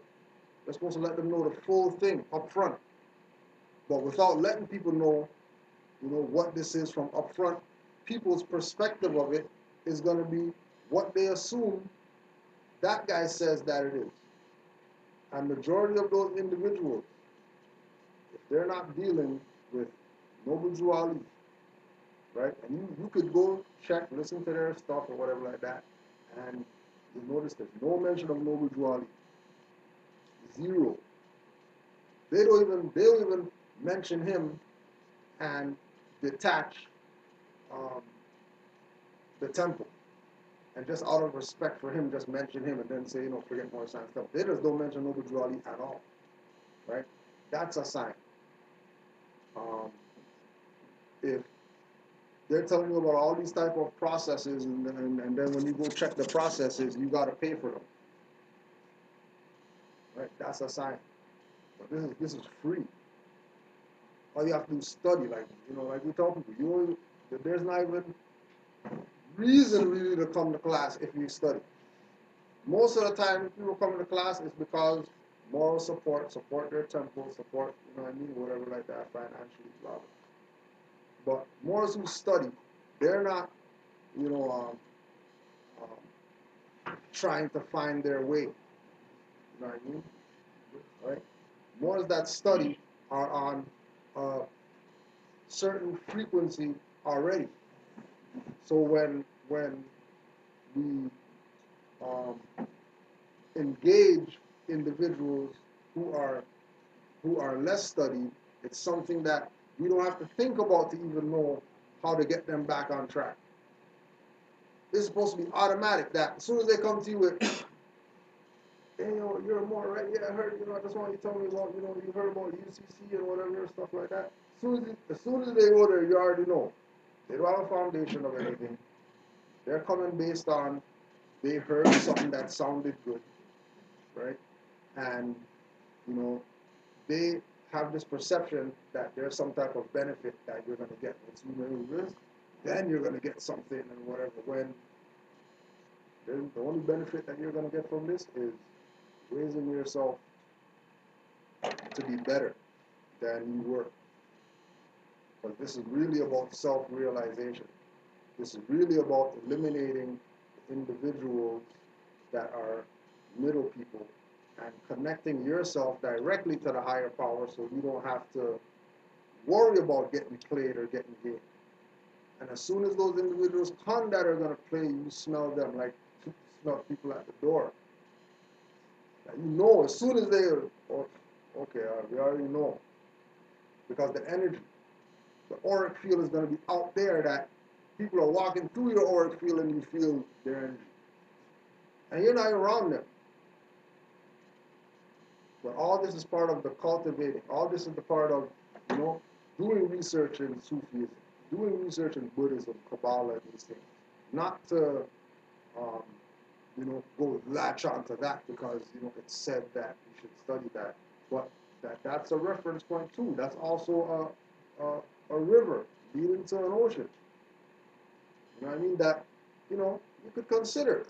You could consider it. You don't have to deny it because, we heard somebody say whatever like that. Even a cult, Madame Blavatsky, Anton LaVey or whatever like that, right? Satanist stuff. All that stuff is more science. It's not Satanist info. You know what I mean? Cut heads off and then drain the blood and give the blood to whatever and all that. That's rituals. That's not the science. That's just a ritual. The science is after they do that goat whatever stuff, something's gonna happen after that. We're getting the effect without the goat killing. Right? By recognizing everything is mental. The mind is really where everything takes place as far as the working, the building happens in the mind. Once you get perceived in your mind, it'll guarantee be out here, for sure. Once it could be perceived here, then it can be perceived out here. Until it's perceived here, until you see here that you beat the case or whatever, no case is getting beaten out here. Not happening. Because everything is based on where your thought is, where your mind is.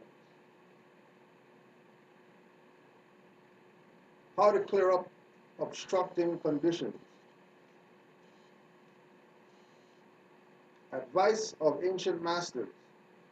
When first entering the order, the author heard a saying handed down by word of mouth which contains many hidden meanings and implications.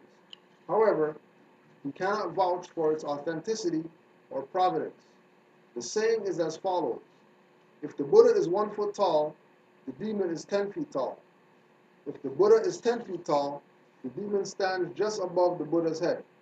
However, if the Buddha grows taller still and exceeds the demon in height, the demon will surrender to the Buddha. Reflecting on this story, the practitioner should ensure that his own Buddha is taller than the demon. Right? So now we're getting down to the end now of the book, where they're starting to sway the frequency of the Buddha to the Buddha, right? And majority of the Buddhism teachings books goes like that. It's going to tell you about, meditating and making sure you do these things and, say the name of the whatever and sutras and whatever else. And then by the time you get to the end, it's making references like his own Buddha, your Buddha, not the Buddha anymore. Because you're now transitioning into being that. Because you're coming to a clear perspective of what is going on in the world. And for us, our moving from a lower vibration to a higher vibration is, we're not Negro black colored, we're Moors. Right? We're not Negro black colored, we're Moors. That's raising our frequency. That's going from a neophyte to an adept. That's going from the first chakra to the seventh chakra. Right? Reflecting on this story, the practitioner should ensure that his own Buddha is taller than the demon. Otherwise, he will be subverted and vanquished. Therefore, those cultivators who fail and retrogress should not fault external circumstances or lay blame on others. They should only blame their own Buddha for being weaker than the demon. If they persist in holding fast to the vows and determination, demonic obstacles will disappear. They should only blame their own Buddha for being weaker than the demon. If they persist in holding fast to their vows and determination, demonic obstacles will disappear.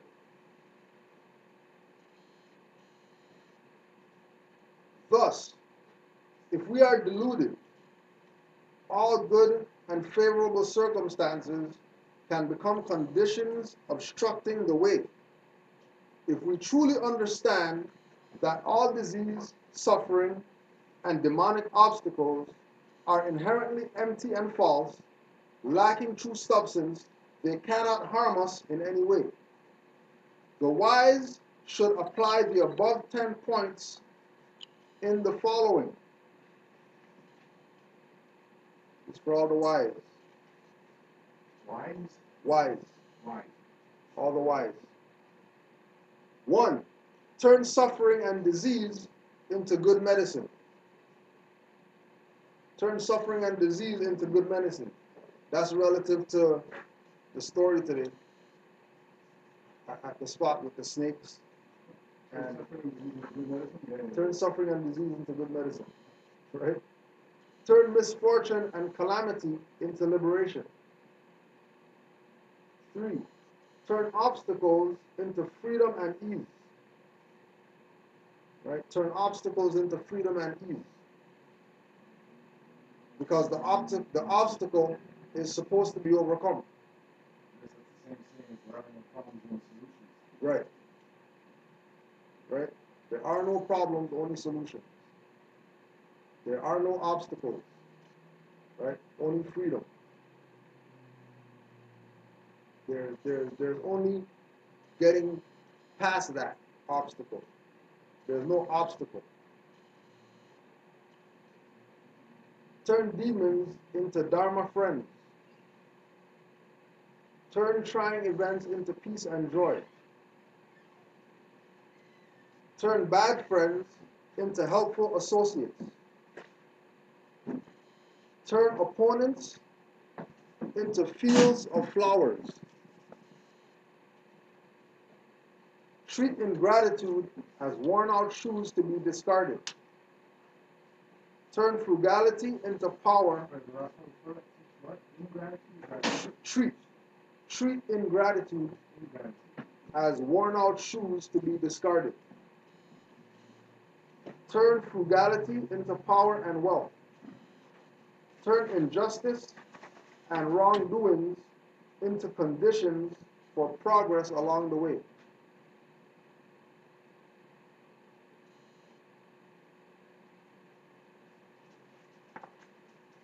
Lastly,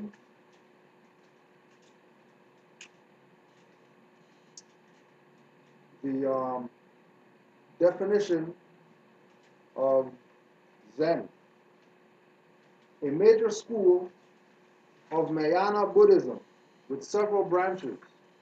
One of its most popular techniques is meditation, which leads to the generation of the great Tao.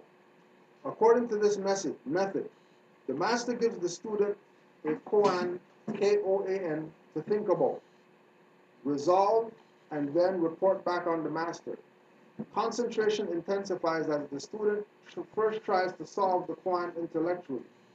This initial effort proves impossible. However, for a koan cannot be solved rationally. Indeed, it is a kind of spoof on the human intellect. Concentration and irrationality, these two elements constitute the characteristic psychic situation that engulfs the student wrestling with a koan. As this persistent effort to concentrate intellectually becomes unbearable, anxiety sets in. The entirety of one's consciousness and psychic life is now filled with one thought. The exertion of the search is like wrestling with a deadly enemy or trying to make one's way through a ring of flames. Such assaults on the fortress of human reason inevitably give rise to a distrust of all rational perception. This gnawing doubt, combined with a futile search for a way out, creates a state of extreme and intense yearning for deliverance. The state may persist for days, weeks, or even years. Eventually, the tension has to break. So we want to be at the level of not letting tension even come into play. We want to eliminate everything that's a hindrance to our evolution immediately and as soon as possible. And like we were saying from the beginning, the best way that we can do that is by recognizing that when Noble Ali said that we honor all true and divine prophets, that our honor in them is going back to their stuff and finding how it ties to Noble Ali. How do the teachings of Muhammad tie to the Prophet? How do the teachings of the Buddha tie to the Prophet? How do you might be doing research in indigenous culture, and then you find out that all these so-called North American Indians or whatever had their own prophet that they recognize as, you know, our patriarch or whatever like that, and he laid out certain stuff, all these speeches and stuff online by all these prophets of the so-called Native Americans that are based in these same principles, right?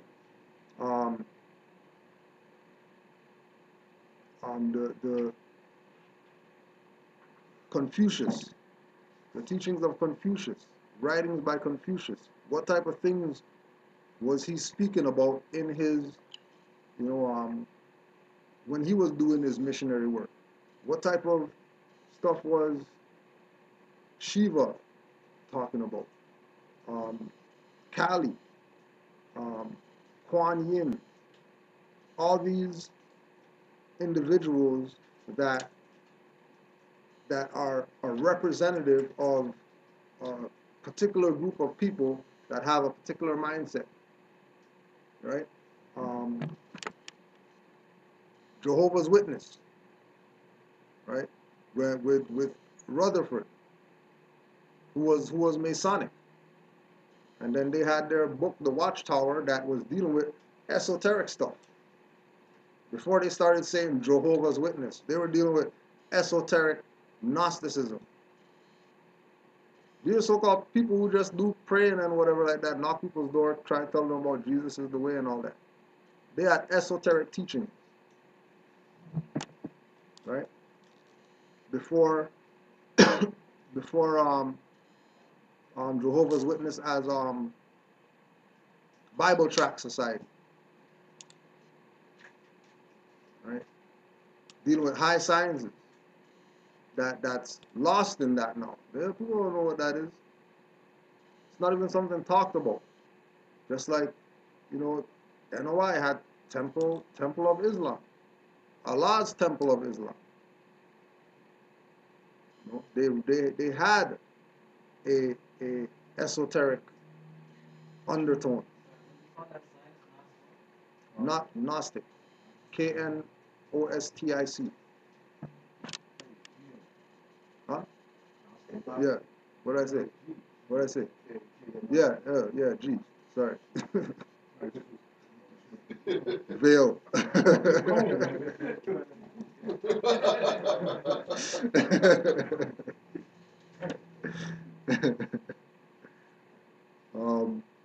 We didn't get any, actually, I think we got a question.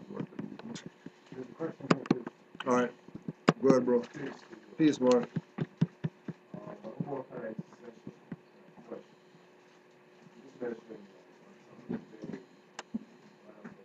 characters like that. Yeah. Are we looking at like the left-hand side practice of certain esoteric things, and looking at it from a kind of moral relativism kind of way that still are sciences, but practice on the left-hand side, as opposed to all things in existence is originally from our sciences, just some choose to do the as they will. Right. How are you really kind of framing Anton LaVey's and philosophy as well? Just yeah, yeah. There's no, because when we like if you look at right, like if we look at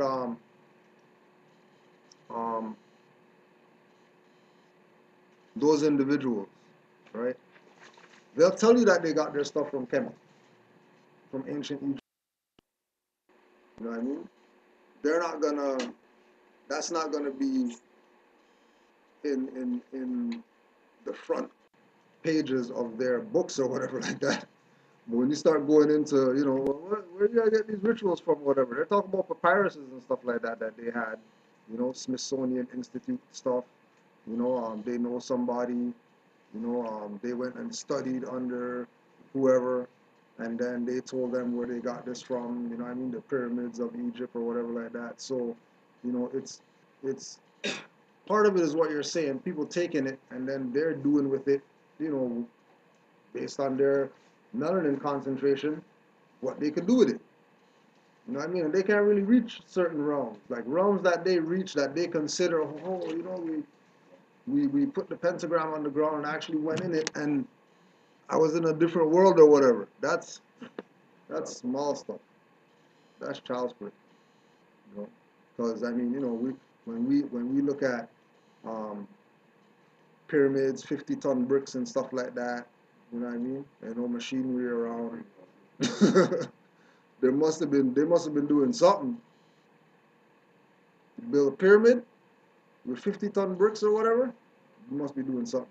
You're cutting some granite and make Olmec heads with like features like eyes and braids, and then you have like all the strands of the braids and all that in some carving or some granite. You're doing something on the right, right. Building, doing something with it. So the frequency, the energy would work. You know what I mean? Like if you take, it's like um,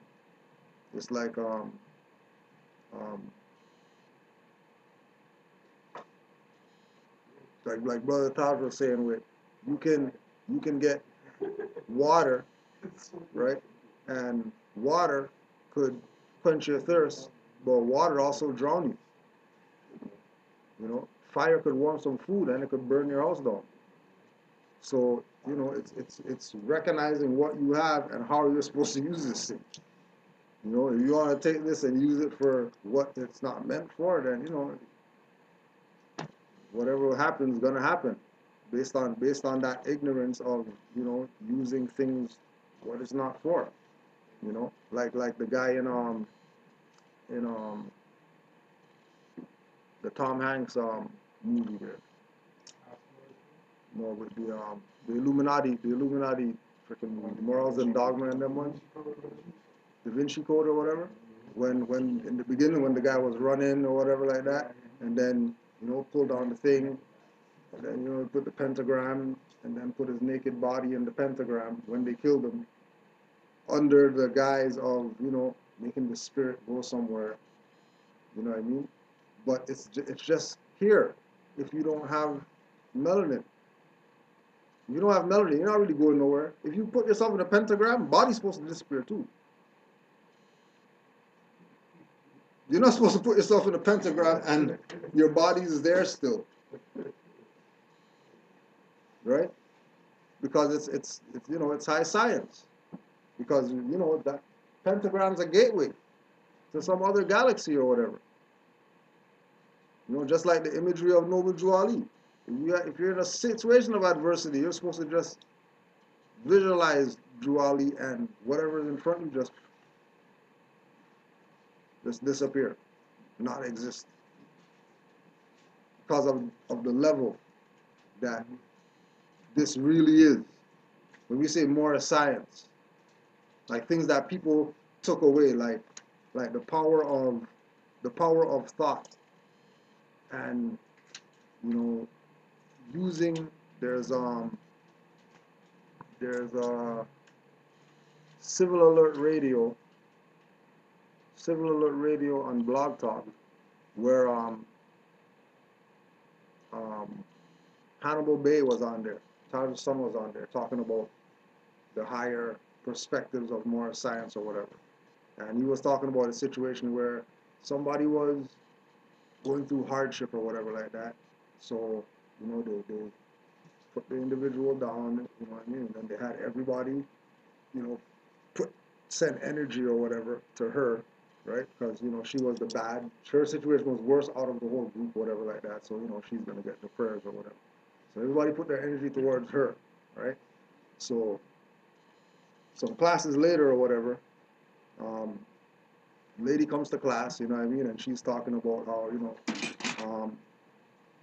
it's amazing, you know what I mean, how it worked or whatever, because it really worked and it changed my situation, and then I was able to get a job, and then my life seems like it's turning around or whatever, just from people putting energy on her or whatever, right? So then a brother like fesses up or whatever, he's like, I have a confession or whatever, right? I have a confession. When everybody had their eyes closed and they were like beaming this energy or whatever to this sister, like I had my hand in the way or whatever, right? Because I was going through bad stuff, and I was like, why is she getting all this stuff or whatever, you know what I mean? So I put my hand in the freaking thing to get some of the energy or whatever. And this guy's business picked up like 500-fold from him sneaking his hand in to get energy. You know what I mean? Or we look at it on the level of, was it really all mine? Was it really him thinking like, oh, I'm going to get this energy, and then this energy is going to change my life, and because he said that it's going to work or whatever like that, so I know that this is going to work, like it has to work. Look how everybody's concentrating their energy or whatever like that, put his hand, and then now his mind really manifested what it was that he was saying he couldn't attain or whatever like that. Like how they have placebo or whatever. Yeah, here. Oh yeah, a pill or whatever like that. It'll make you feel better tomorrow morning or whatever. And then you feel better, and they're telling you that was just sugar or whatever. Cured cancer because he had a sugar tablet. You know what I mean? Because the power of it is that's really where the power is. You know what I mean? Really, the power is in the mind, and using the mind for really what it's supposed to be used for. So, was there any questions or anything like that? Comments from anybody? Sleepy. You wanna bring up your stuff quick? Your 5 things there.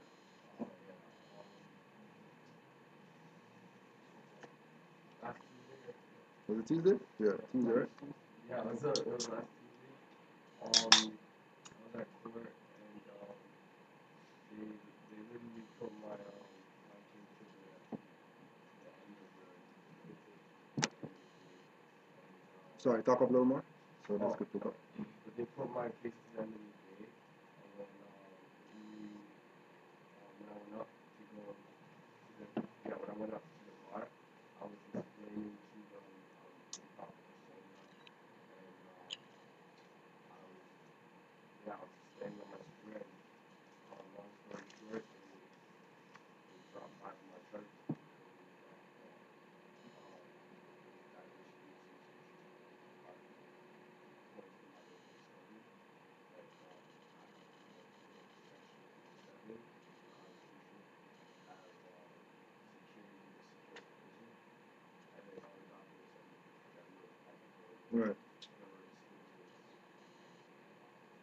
what it says. So basically, just well, the crowd got up quickly as soon as I said. I'm mad. Yeah, as soon as I started like saying diversity of citizenship, he just got up. He's like, he dropped me 5 charges immediately, and then he just like, and then after that, the judge looked at me. He's like, "Did you hear that?" And I'm just like, "Yeah, I heard that." And after that, like the judge said, "Okay, well, we're gonna move this case. I mean, the next time we're gonna see you is October 28th." Yeah. So I'm just like, okay, why wouldn't we just take the whole thing out? Yeah. Right? So there was one more. There was one more there's left over. one more Yeah. charge. But they said the charge. Well, they never brought up the charges that were previously there. They were saying jurisdiction. Yeah. So it's just like they don't even care about what happened. Well, yeah. What I did before. Right. Now they're talking about jurisdiction with the shop. Right. So that's what happened. Well, yeah, that's what. Yeah. But I was just shocked because I just thought that like usually like we'd be talking about what I did. That's good. It's not what you did that you did the jurisdiction. Yeah. That's why. So you put them on the front street. Yeah. I'm saying that no, I'm not no illegal. I'm pushing up. Yeah. Oh yeah. And then the funny part is I asked the judge I was just like it's just have a nationality or whatever, and like the crown and the JP was looking through the criminal code like it had an answer in the criminal code. Yeah. Like I'm just like what, like you guys like know that I have a nationality here, but they never played the nationality game. Like, oh, are you Tristan Fraser? Are you Tristan Fraser? As soon as I said that, like we just started going on.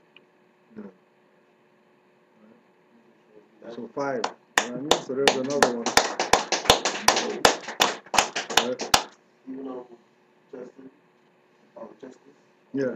Yeah. He had a court case on it was Friday or Thursday. Yeah. And he's a bit nervous. And he's like, they're railroading me. I'm like, what? How are they railroading me? Yeah, man, if you push me to another court, to another court, to another court. Yeah. I'm like, dude, you know the thing we're talking about. Yeah.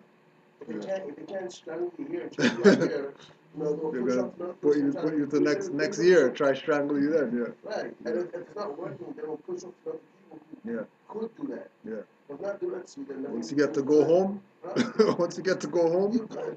And that's exactly what happened. And he's like, yeah? He's like, yeah? I'm like, yeah, man, you're winning. You're not losing, you're winning. yeah, yeah, because everybody wants that you know that relief, but them saying it, you know, yeah, they said that it's whatever. So yeah, okay, now it's this, but if they put it off or if they say, you know, withdrawn, not dismissed, you know what I mean? It's like, you know, did I get remedy or whatever like that? When there's remedy. Once you get to go home, you go to court and you go home after, that was a good day. That was a good day. Yeah, that was a good day. For real. He's calling like he got the deed. Yeah. Keep railroading me. I don't do. If railroading is a good thing, then I want to get railroaded too. Yeah, it's all about getting railroaded. Yeah. Straight. All right, Moors. Islam to that. Islam to the diehard Moors online. We had about 5 Moors My online friend today. just came, and she's now, virgin, she's in now, and she wants to know, how would nationality apply when she's a student? Because, you know, these corporations want to jack prices up, Yeah. you know, for the students, for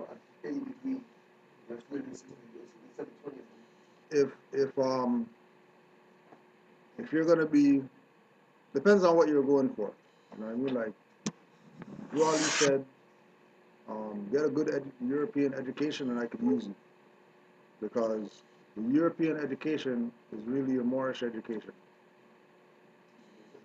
right? So it could be an opportunity to go there and learn to bring something back, or it could be um, it could be go get the whatever you're gonna go study, go get the printout of whatever the course curriculum is or whatever like that, and just study the stuff yourself because it's the same stuff. If you have a mentality of I'm gonna go to university, then obviously you're a student. Like you're a studier already. You're not somebody who's going there to be forced to learn. You're actually somebody who wants to learn. You're inspired to go to that next level of so-called learning, right? With regard to the nationality, knowing that our position is that we're under occupation. Certain things you can't expect to learn from those people because they're not telling. And the only reason they're not telling is because if they really give it up that the student is really the teacher, then all those people don't have no jobs. All universities are going to close down around here. Not only that, you have to understand that the university and the schooling that you're doing is a process of indoctrination. So the better you do in the schooling, the more you are a puppet for them. And that's part of what you have to understand as well. Taking the information out of that, and understand that a lot of that is just to make sure that you're going to follow the company line, which is them enslaving us. So what has to happen is within your mind, you're sort of you go through the door now. Whether you're going to step through it is the question, or whether you're just, that this is what you're at that beginning process right now. Right? Because at the end of this, if you step through, then all of that stuff that you're learning is going to change. Yeah. It's going to become a different perspective. Right, you're right. going to start sucking up the With stuff the mindset. applies, Yeah. but the rest of it you're going to realize really most of it, like with the fiat that you have to pay and all that kind of stuff, is all part of that control system. Yeah. That's what the higher education is for, is to put you in debt to start your life, right? So stuff that at the end of it you realize, you didn't need. what I understand with most people that go to university, they get a degree and they go and get a JOB that doesn't have anything Yeah, to do with do the the degree. Yeah. It's just the process that tells the guy at the front desk that you paid your initiation. Yeah, you initiated. You're initiated. Right? You're initiated. And that's really what that's about. So that's where you have to sort of, I don't know where you are at that process right now, but that's part of what it is. So I already have my degree, but I want to get the higher degree represented. Right. I want to get into work so what I want to do is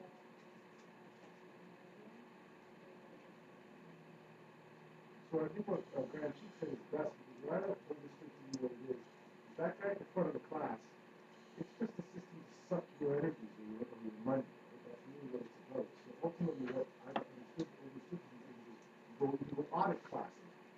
You can go and just sit in the class. Right? That degree and that piece of paper that you get is only for the commerce that we talk about later. What you want to do is go get the syllabus, which gives you all the books and what they're trying to do, and then you can go and do that studying yourself. Especially if you have the main part already. You already have the degree. So the extra stuff is, that's just extra fiat that you give to them that you can do for yourself. But the issue behind that, though, is part of the process is depending on where you're wanting to go with this. Let's say you're then wanting to go get JOB at let's say some corporation, right? They may say, oh, you need to have a degree in this, like a degree with this and this. So that may be part of what your. Well, then that's what that.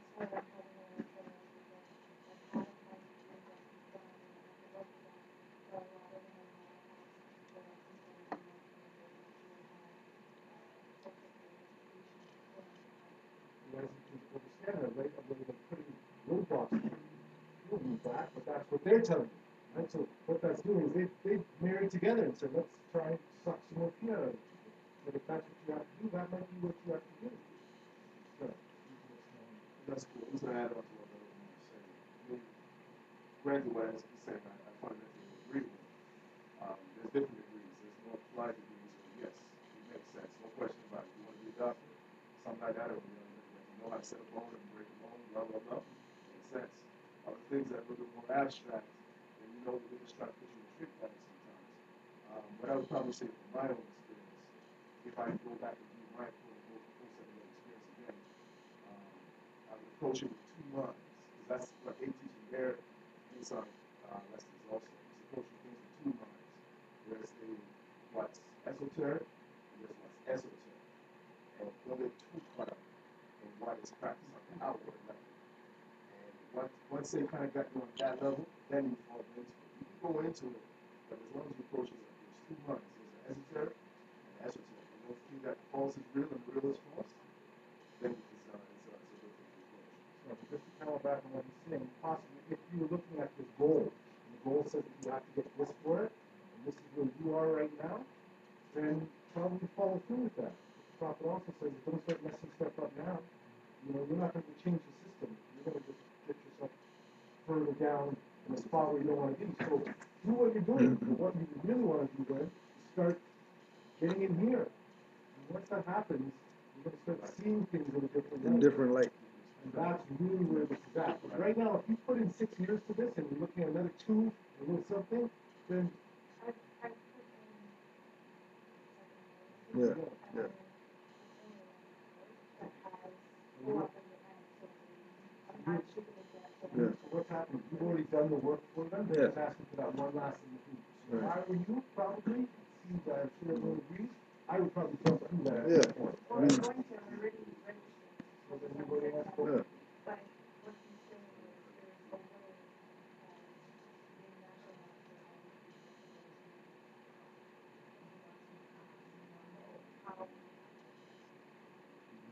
Yeah, that's what I was saying about the occupation.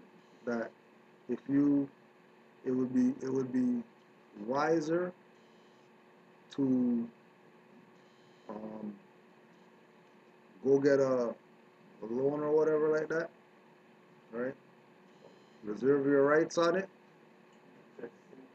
right? Reserve your rights when you get the loan.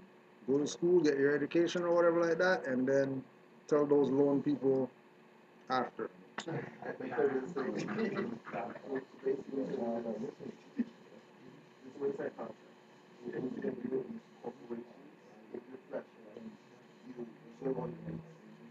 That shields you from whatever you see your bond to, it shields you. So take advantage of the education, read courses, blah blah blah, right? And when that's done, and then you see, oh, you know, it says to your tuition cost. It's like, well, okay, no, okay, because you reserve your rights. Everything's based on contracts. Okay, if you sign without reserving your rights, you are bonded. It's part of business. But if you reserve your rights, then you are shielded from that. And this is what we're doing now. We're, like you said, get in and we get out, then everything we can because we're bonded. And then the other thing too is that if you're talking about, well, you know, if I have my nationality, then how am I gonna? If you have your nationality, you're not going to go get that thing to go work for some European. You'll do that to start your own graphic design, whatever company. You know what I mean? Yeah. Yeah.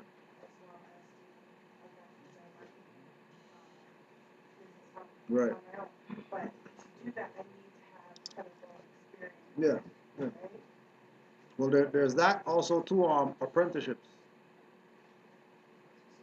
Find somebody who's a, you know, marketing guru or whatever, and submit your resume to them. Sit under them for a year.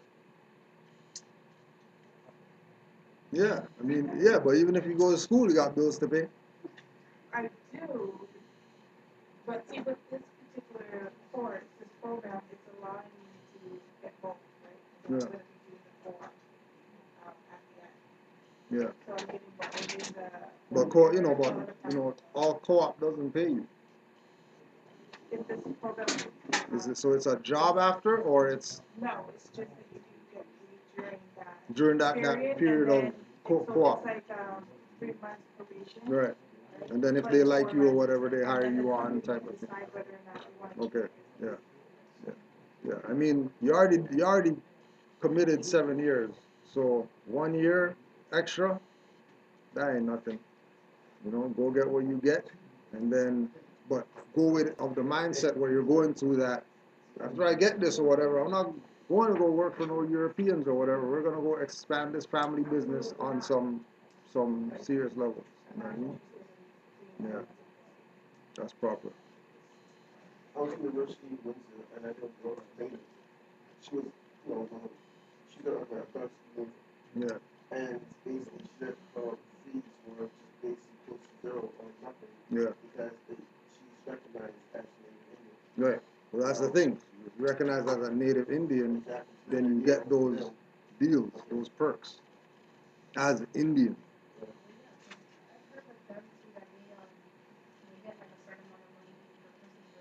Yeah. Yeah. Right. But remember, it's because he's Indian. Yeah. So that Privileges. that whatever they're getting is payoff. Yeah. It's payoff. You don't want payoff. That's not compensation. You know?